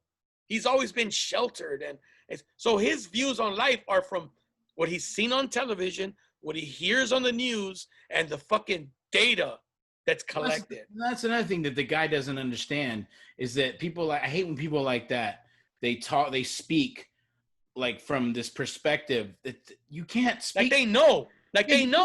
You can't speak for these people in these situations that are living these lives and in these neighborhoods. Like, you're not in it, motherfucker. You don't know what it feels like, so you can't even speak to it. It's all about if you had a father in the house and you just have a better opportunity. Like, no, dude. You put a guy in the house, you got a little extra income. How's that fucking change? You're still gonna climb that ladder. You still got all these barriers to break through. I watched this. And then you plug the race in there too, right? Like you got a white guy talking about, oh, these opportunities. Like, yeah, if you were in that situation, maybe. But then you put the ethnicity factor in, and then these people, that's an issue. People read your name, or they see, your dark skin or your black. It's gonna change. Yeah, like nobody's trying to shoot your ass because of the color of your skin. Yeah, nobody's fucking trying to shoot you. My biggest problem is just people that don't have any empathy. Like, you have zero empathy. Well, how can they? How can they, Matt? Listen, this is the problem. This is the problem with higher education. It gives you a false sense of knowing. It gives people a false sense of knowing. Like, because you read about it, because you took a class, now you know it. I was looking at this philosopher who said, you don't know shit unless you've experienced it. That's when you know. So That's what you know, what you know, Matt, and what Eric knows, I can't fucking know. I can't know what you guys know because I didn't live your life. So I can't tell you shit about what your experiences. Who am I to come tell you, well, you should do this? I don't fucking know what your circumstances were. Right, but Cisco, people should be humble enough to know they don't know everything. Exactly. I'm not in Syria. I can't tell you what life is there, but I'm humble enough to know it's probably tough and it's a lot going on, and I'm gonna have empathy for that. I really am, but I feel like it's not even because the Kennedys are rich. There are rich people that have empathy for people going through stuff, and they spend their whole lives trying to help income inequality and other things that's happening in the world. I just don't understand people that were born on third base, but they act like we all started together. It's like, motherfucker, we weren't even on the team. You were born on third base. You were born stealing home. Yeah. You know what I mean? You were born with the bases loaded. You were born with the bases loaded, and they walked the motherfucker, and you came in and scored. And you had cleats. And you had cleats, motherfucker. And you're acting like we all had it the same. We all could have done the same shit. Yeah. No. Like have a empathy for people that didn't have it. Like, yeah, I grew up in Compton, but there's people that in the world that had it 1,000 times worse than me. I'm not gonna say, well, because I was in Compton, fuck that. Iraq is the same way. It's a different thing. Act like you don't know everything. No, and there's people that you grew up around who made bad decisions, and the decisions they made, we could look at them and say, well, fuck, dude, I live next door to you, but I don't know exactly what the fuck was going on in that house. And I don't know what circumstances. Nobody comes and tells you, hey, man, I'm fucking losing my job, or hey, man, our gas got cut off. Hey, I mean, there's some people that do, but there's people that keep that shit hush hush. It's embarrassing. They don't want people to know. But Cisco, a lot of people, the thing is that you're right. People make bad decisions, but people on every level in every social economic status make bad decisions. Yeah, exactly. The problem is that when certain people make bad decisions, it affects the rest of their life and their whole family. And other people get a DUI, because they have the money to get a lawyer, they get off, or this happens. So therefore, we don't all feel the same consequences. That's why we were protesting. You know what I mean? That's what I'm trying to say. Everybody don't get a knee on their neck when they get arrested. Exactly. You know what I mean? By the way, I was watching Cops. They do that shit to everybody. I was like, God damn. I didn't know that was a fucking common practice. I'm watching Cops. This is like, the old version, the old ones. They put their knee on everybody's fucking neck, dude. I was like, fuck. And chokeholding motherfuckers. The systematic problem. This is why we need police reform, a national police reform bill that gets rid of this type of stuff, and we have a way that policing is supposed to happen across the board, because we need cops from our communities, man. That's the only way it's gonna work is people policing themselves. So if like, hey man, like if you're a cop, Matt, and you know everybody in the neighborhood, everybody around where you live, and it's like, hey Steven, man, I don't want to see you hanging on that corner, dog. You know what I mean? Like, because Steven, you have a relationship with Steven. But these cops, and not all of them, because there's good cops. There's cops that come into communities and they create relationships and bonds and that's fucking Carter, man. He's cool. You hear cholos. I've heard cholos say, that's Carter. He's a cool ass cop, dude. He's cool. That's like, Carter. No, like serious shit. You know what I'm saying? Yeah, I'm sure you've heard of that. Like you've heard of cops that people knew and they're cool. But then there's that fucking other cop doesn't live in your neighborhood, doesn't want to live in your neighborhood, doesn't want to be in your neighborhood, but they need a job. And while they're at it, they had a rough day yesterday. Their fucking lady left them, or somebody broke into their car. So now they're gonna come into your neighborhood as a cop and mistreat you because somebody's got to pay for some shit that happened to them where they live or somewhere else that has nothing to do with you. And they're gonna come take it out on everybody over here. See, that's the kind of shit that happens, man. That's the kind of shit. But that's why we need people, locals from our communities. But people think like, oh, if you're a cop, you shouldn't live where you work. No, I think you should live. Because I think in the old days, cops were from their neighborhoods, from their communities. Yeah, and Andy Griffin days. Yeah. No, you know, like, I mean, yeah, it's been a while, but I think it would work. I mean, you know, It'll be better if it was community and like you lived within the community because you would know it and you know the nuances of it. You know a skateboarder from a gangbanger, from a person with, you know what I mean? You just kind of know because you grew up there, you know it. And if we could get something close to that, we can. It's just we need certain basic standards and we need body cams on everybody. oh, yeah. And they can't go off. They have to be on. Yeah, all that We shit. need national standards. And when somebody, and my thing is, when a cop does bad, this is the thing, because it's good everything. There's good cops, there's good, every profession has good and bad. Yeah. But the problem is that if you're a bad grocery store manager, people talk shit about you and get you the fuck out of there. Yeah. If you're a bad cop, the other cops know if I say something, I'm going to get ridiculed. I may get fired if I say this guy did something wrong. So you see the guy with his knee on the guy's neck. You're looking at him going, I don't want to say anything because that's my superior officer. And if I say something, we got to end that. When a good cop rats out a bad cop, you should be you should be rewarded for that shit. Yeah. Well, You know what I mean? we grow up like that though, Matt. And you know, in the neighborhoods we grow up in, since you're a little kid, the worst thing you could be is a snitch. That's how they raise us. Don't fucking snitch. You're a little snitch. You're a little snitch. Like fucking, well, don't do bad shit. If you don't want me to snitch on you, motherfucker, I don't want fucking meth next door to me. Right. Don't be fucking heavy. Don't be making meth next door to me, and Well, I that's the won't thing. snitch. That culture only goes so far too, because I mean, you see people all the time. If it comes down to them getting life in prison, they're gonna be like, Oh, right, they snitch at that moment. tell you Yeah. everything I know. It's like, Dude, they're all fucking snitches, but they try to carry on like I ain't no snitch. Like that rapper 69 or whatever the fuck. 9.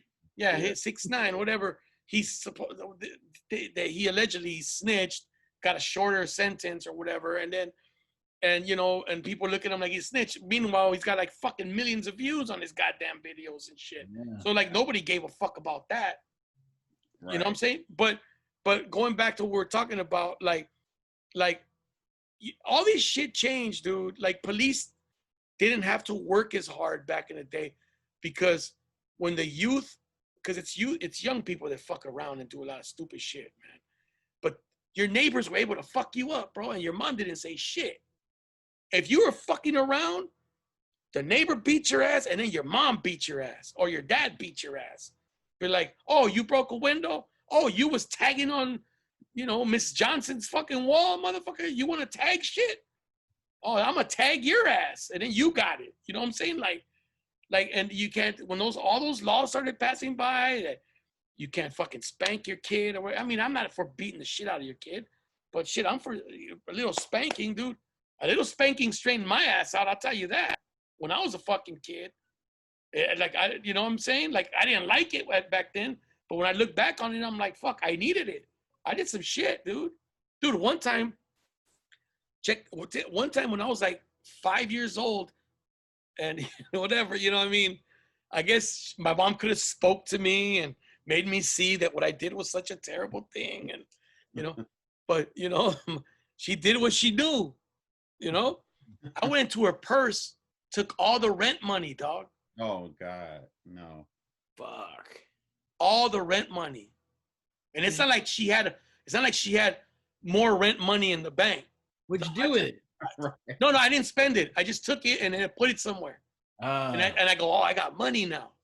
So imagine if you couldn't find your fucking payment, your Imagine if that's all you had, like you're living paycheck to paycheck, and all you have, or you have maybe a couple $100 extra, but you ain't got the full $2,000 to pay your fucking mortgage or whatever because your kid took it out of your fucking wallet, or your Get kid an took it. analog Venmo from your mom's purse.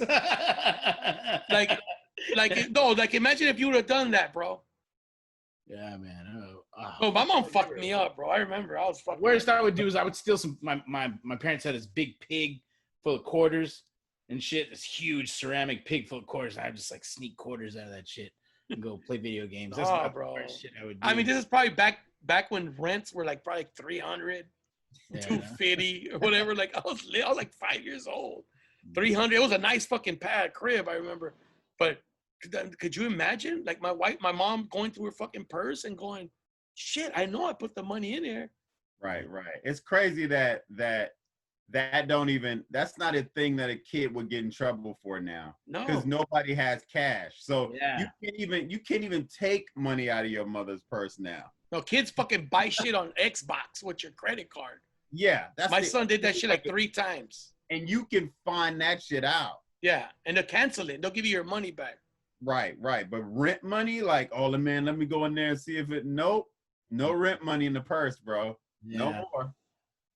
Now imagine if I would have spent it. Damn. I mean, luckily I was an only child, bro. Because if I would have had brothers or something, or I'd be like, let's go to the store. Let's go spend this shit. Yeah. You know what I'm saying? I can say I've never touched my mother's purse. I don't think I looked at it for more than 10 seconds. I knew that was a guaranteed, not even one ass whooping, like a 30-day ass whooping. I would have been fucked up forever. And it's funny because we're now so it's funny because, and it would have taught you never to do that shit again, right? Yeah. Never. So now we're expected to go, look, son, let me tell you why this was wrong. God. See, if I don't pay the rent, we're going to live in the car. You don't want to live in the car, do you? And then your son's like, and then they just fucking look at you like, oh, that's it? That's all that happened? You know what I'm saying? Yeah. That and then like, I'll be honest with you. We are softer as parents, man. We are softer as parents. And I can't be mad at my kids for too long. I can't fucking hit them the way my mom fucking hit me. I can't do it. And sometimes my youngest son, like, he'll test me. Like, he'll fucking like make a smart remark. Like, shit, that my mom would have smacked my teeth out. And I just look at him and I go, really? You gonna talk to me like that? But I don't do shit. Yeah. So, because they're taught in school, if anybody does anything to you, you just call the police. Here's the phone number. Yeah. Call the social worker, or let us know. Let an adult know and shit. So, so fucking, we're kind of like, that's what I was trying to say is, that's why we're getting a lot of these kids going back, and this is what we're talking about before, about people that expect to have it their way, the cancel culture. Yeah. They think they can cancel you because their whole life they've been getting their way and nobody's ever done shit to them. Mm-hmm. Bullying to kids now is somebody went on their profile and put, "You look stupid," on their fucking picture. That's bullying. You know what I'm saying? Yeah. That's bullying, bro. They ain't got to worry about nobody trying to steal their sneakers, steal their gold chain, steal their fucking, remember the calculator watch? Ain't nobody trying to steal their little calculator watch. You know what I'm saying? It's a different Yeah, tolerance level is lower. Now I mean, there's some shit that our parents did that just wasn't right. Yeah, no, I know. Like they'd be in a bad mood for other shit happening to them. And like that's not right. Like. And then you come in. Can you help me with my math? Shut the fuck up. Right. Now I'm with you with, like, it's people are too soft and snowflakes and all that. I'm with you on that. but then I'm against just being Ike Turner to your kids too. No. I'm not talking about beating them. I'm talking about like at least grabbing them and straightening them out, like scaring for them. a reason. No, for a reason. For not a just reason, because exactly. that. Like they gotta. You're They mad because you lost money on a horse race, so you yeah, no, slapped fuck that. Nah, fuck that. My dad, my dad never did no shit like. My mom, that was another story. My mom was a young mother, so I know a lot of that had to do with it. Like she had no patience. She had me when she was like 17, so I know she had no fucking patience at all. You know what I'm saying? Like I stole her fucking youth, bro. So I understand that. I robbed her of her. I mean, fuck. She was the one fucking. I'm not the one, that told her to go fuck. I'm just happy she was fucking. Yeah, I was born. You know what I mean?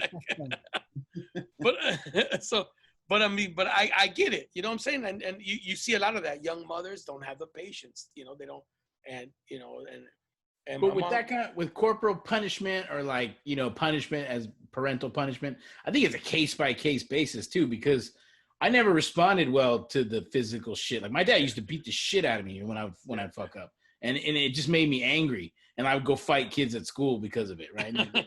Like take it out on kids at school. Well, beat the shit out of you for like good shit, good reasons. No, I mean getting in trouble, being annoying, fucking dumb shit. Like I get a smack just for being annoying.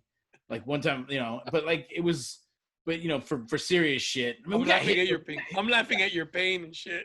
Like we got fucking no, it's funny. It's funny now. We got hit for bad report cards, man. Like I got bad grades. I got hit, dude, because our parents, to them, our only way out is education. Like get you good grades and get you a good job, and I see it as parents feel that they're failing when you fail. Well, you know what I think my dad thought it was. I think that he thought that if I was getting bad grades, it wasn't because I was dumb or because I couldn't pick up on the shit. It was because I was fucking off in class. So you fucking joking around in class and shit. I'm like, no, I just don't get this shit. You know what I mean? Bro, I used to get straight A's. And my mom would smack me around for getting U's in work habits or cooperation. Because I was always in accelerated classes, like gifted programs and all that. So I was always the kid that finished first. And I just start fucking bothering other kids. Mm-hmm. Like I start talking to them, and then that kid doesn't finish because I'm fucking bothering them. You know what I'm saying? So I would get a U in work habits or cooperation. What's a U? Unsatisfactory? Unsatisfactory. So you had a U, an S, and an E. Excellent, satisfactory, and unsatisfactory. So my mom, if I got an S, I was cool. But when I got a U, I would get straight A's. A-U-U, A-U-U, A-U-U, A-U-U, I would get. And I would get my ass kicked for getting fucking U's. Yeah. See, I didn't respond to the hitting so much. Neither did I. The worst shit was when my mom is, because after my dad died when I was a kid, it was like 10 years old. So my mom had to pick up the slack, right? And she tried the same shit. She would hit us, and it wasn't the same because she was always the hero coming in to save us from my dad.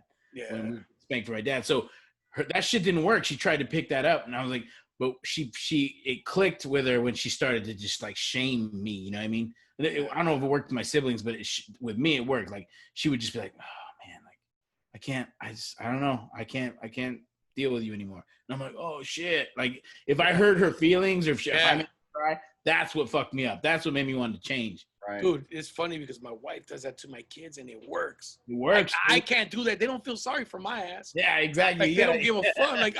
Like I go, man, you hurt my feelings. Fuck your feelings. Fuck dad. You know what I mean?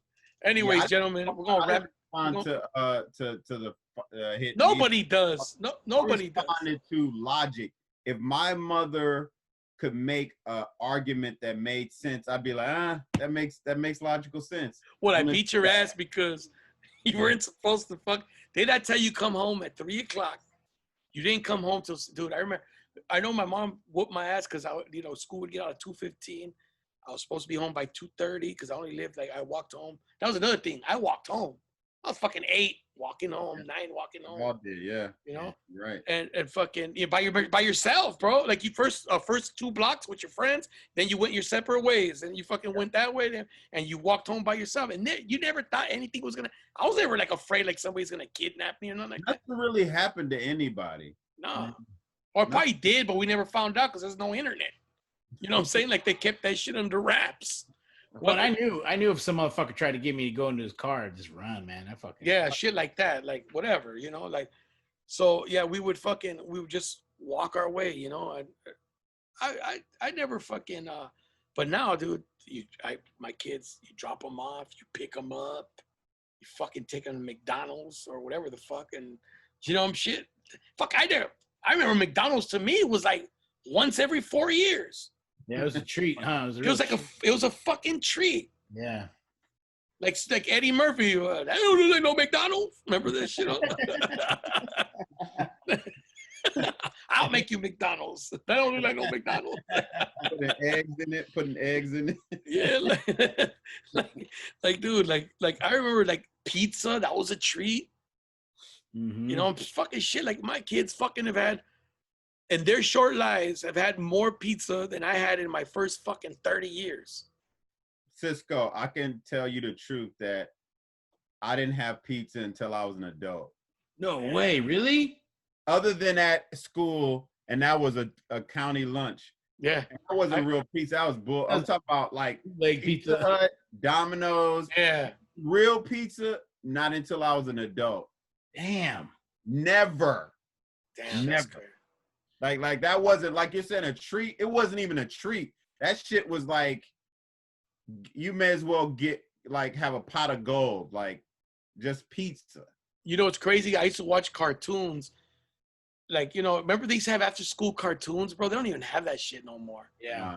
It's 24/7. It's Nickelodeon and all that. Yeah, but it's not the same, dude. It's not the same. It's like not when you would come home, you knew fucking like the Looney Tunes would be on, or Woody Woodpecker, Transformers, Robotech, fucking yeah. The He-Man, all that shit. You know, I mean, it changed over the years.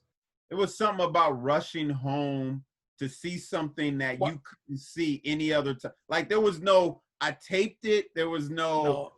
It's online, it's streaming. Like, so therefore, if you miss that shit, yeah, everybody at school is talking about it the next day, and you're fucked because from 2 to 5, right? It was like from 2 to 5, right? The cartoons.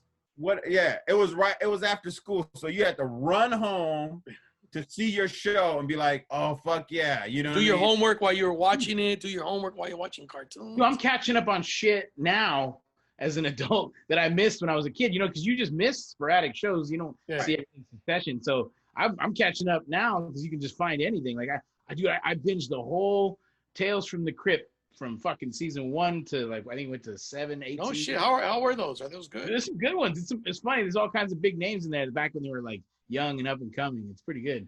That's crazy. No, but like you said, Matt, I used to get home just to watch the fucking Rescue Rangers or whatever the fuck, like all that shit. Like, you know, Cisco, none of that shit holds up. None of it holds up. You watch it now, you be like, He-Man, nigga, like He-Man. Like you're buff. You're already buff as fuck as Adam. Now it would be She-Man. Today it would be She-Man. But then you got a big ass tiger. What? Your tiger is scared as fuck, and now it's Battle Cat. Like it's a big ass tiger, dude. Why are you scared? Yeah, that's funny. It don't hold up to me. It doesn't make any. It's like Superman. I'm gonna put these glasses on, and you're not gonna know why. Like that shit don't hold up, man. Yeah, I can't watch. I used to like watching the Batman series. Oh, Batman series. Yeah, that was good. That was solid. That was good. One holds up. I used to watch. Remember Superman series? That was a lot lighter, huh? It's a lot. They made it way lighter than with Jimmy Olsen and fucking. Yeah. Dude, Superman does not hold up as a character. Period. Yeah. No versions of Superman is good to me. Way too powerful. There's no drama. There's no. He has a character that don't get mad. Really, a character that, like Batman, I like because real shit. Like he'll kill somebody. He has real human emotions. But to be Superman, it's like, what is? You got to have fucking kryptonite to kill him. Who has kryptonite? That's why I liked Man of Steel though, because they kind of pointed out the struggle he had with being too powerful his whole life, like not having to hold back and not having to fuck people up whenever. That's your struggles. That's your struggle. Like you're too hot. I look too good. My tits are too big. Like it made him interesting. It made him interesting. You know what I mean? Hey, I was a somebody that got real problems like Wolverine. Hey, I was a fucking Plastic Man fan, bro. I like Plastic Man too. He has that dope ass glasses. That motherfucker used to turn into an airplane. Like what the fuck? Yeah. He used to turn in all kinds of shit. Or what about Mighty Man with Yuck? Oh yeah. The little dog would pick the doghouse up and Did we ever see Yuck? Nah, dude. Never saw Yuck. That was some after school shit right there, bro. That was some after school shit. I love you remember the Mighty Heroes? Mighty Heroes? Which one was it was an older cartoon. It was I think it was a 70s, but they were rerunning them. It was part of the Mighty Mouse cartoon block. Oh yeah, one of them had like a diaper on or something. Yeah, Diaper Man. Tornado Man. And they're all like these really like goofy fucking dork characters. I like that cartoon. Yeah, that was Mighty Mouse was my favorite cartoon. Mighty Mouse was my favorite cartoon. Yeah, I like Mighty Mouse too. Yeah. Woody Woodpecker, Chili Willy. Chili Willy was cool, man. Andy Panda.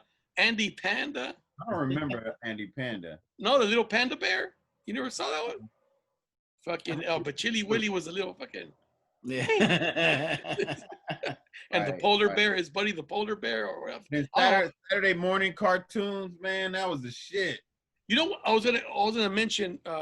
We'll wrap this up, man. Fuck, it's been 2.5 hours. Yeah.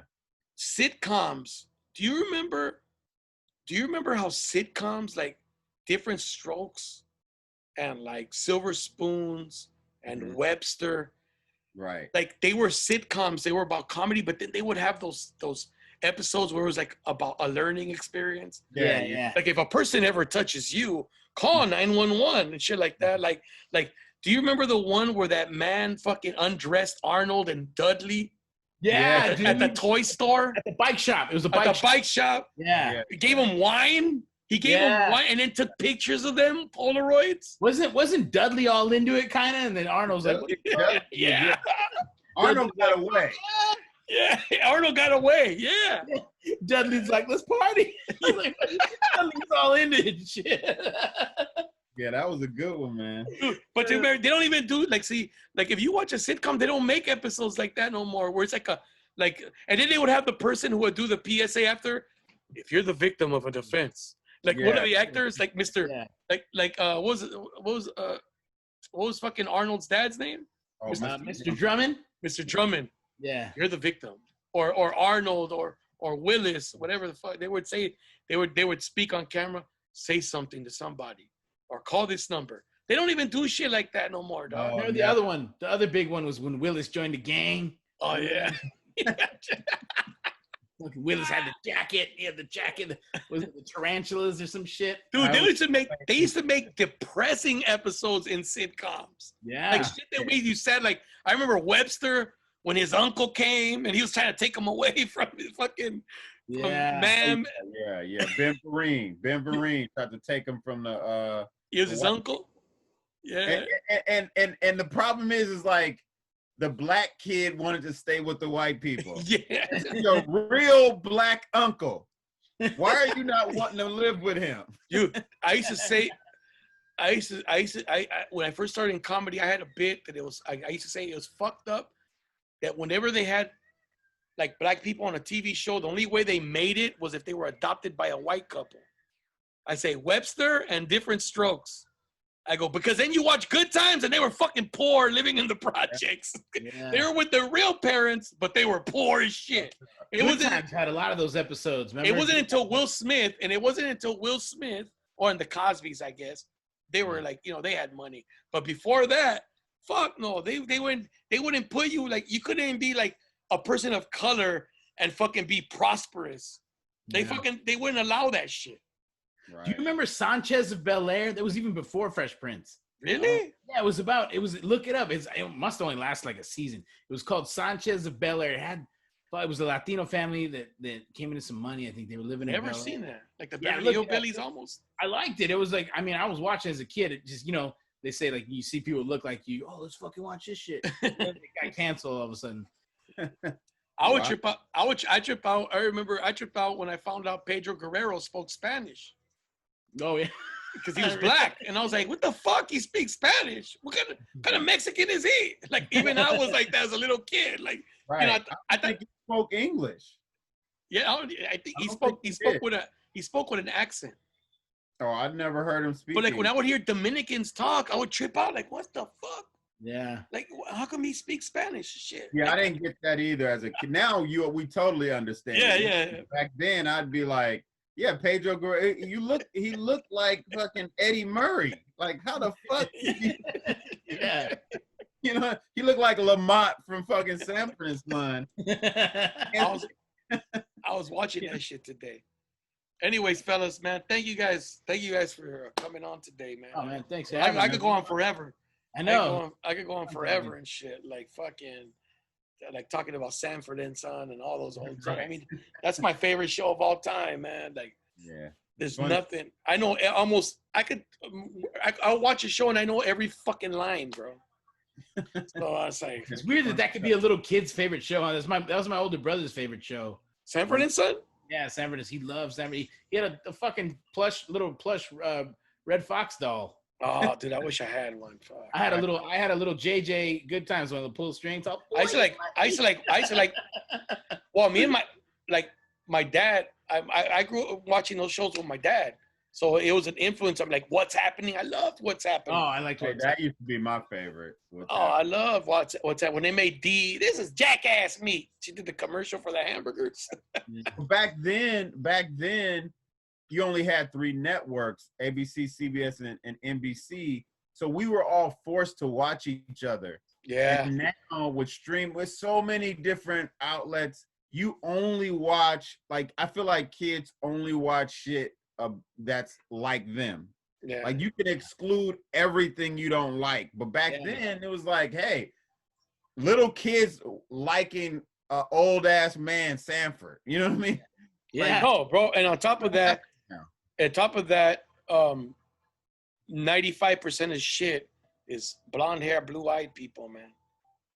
Like, I mean, you like you said, you can find things with people who look like you, but now it's changing. I mean, I see a lot more black movies with black people in them, TV shows with black people in them, and I know for a lot of Tyler Perry, people used to talk shit about him, but fuck, the motherfucker did what he's done, dude. It's fucking amazing, bro. It's fucking amazing. You could talk all the shit you want about that guy, but he's opened a lot of doors, man. Yeah, he got a studio, so yeah, he's winning. He's the first one, right? Was he the first guy to do that? Yeah. See, that man and Warner Brothers or something. Latinos are yet to have shit like that. We ain't got nobody to do this shit, dude. Our Spanish channels are owned by Americans, or you know what I'm saying? Like Telemundo's owned by NBC. Univision. I don't know who the fuck. I think they're half owned by Televisa from Mexico. That's why they get their soap operas. But I think the rest is owned by somebody else here who's American. So it's not like we have anything full 100%. Yeah, you will though. It's gonna have some entrepreneur dude is gonna. But why does it have to be? I'm just saying, like, there should be shows with every diverse as fuck. You know what I'm saying? Like, there's shows where they're either gonna have a black person or a Latino person, but they're not gonna have both. Sometimes they do. But like when you watch Saved by the Bell, they had a Latino guy and a black girl. Everybody else was white. Yeah, and that Latino guy and black girl essentially were white too. Yeah. And his name was AC Slater. You know what I mean? Like, what the fuck? Lisa Turtle. Yeah, Lisa Turtle. Like that's a black name. So shit like that. You know what I mean? Like, it's. But they did do the episode on that one too, though, where like Slater was getting discriminated against. He was getting deported.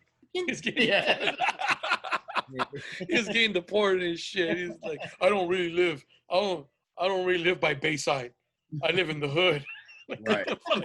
Like those fucking episodes. All right, guys. Thank you guys for coming on. Thank you, Eric. Yeah, dude. Thanks, Thank you. man. Nice meeting you, Eric. Yeah, it's nice meeting you, man.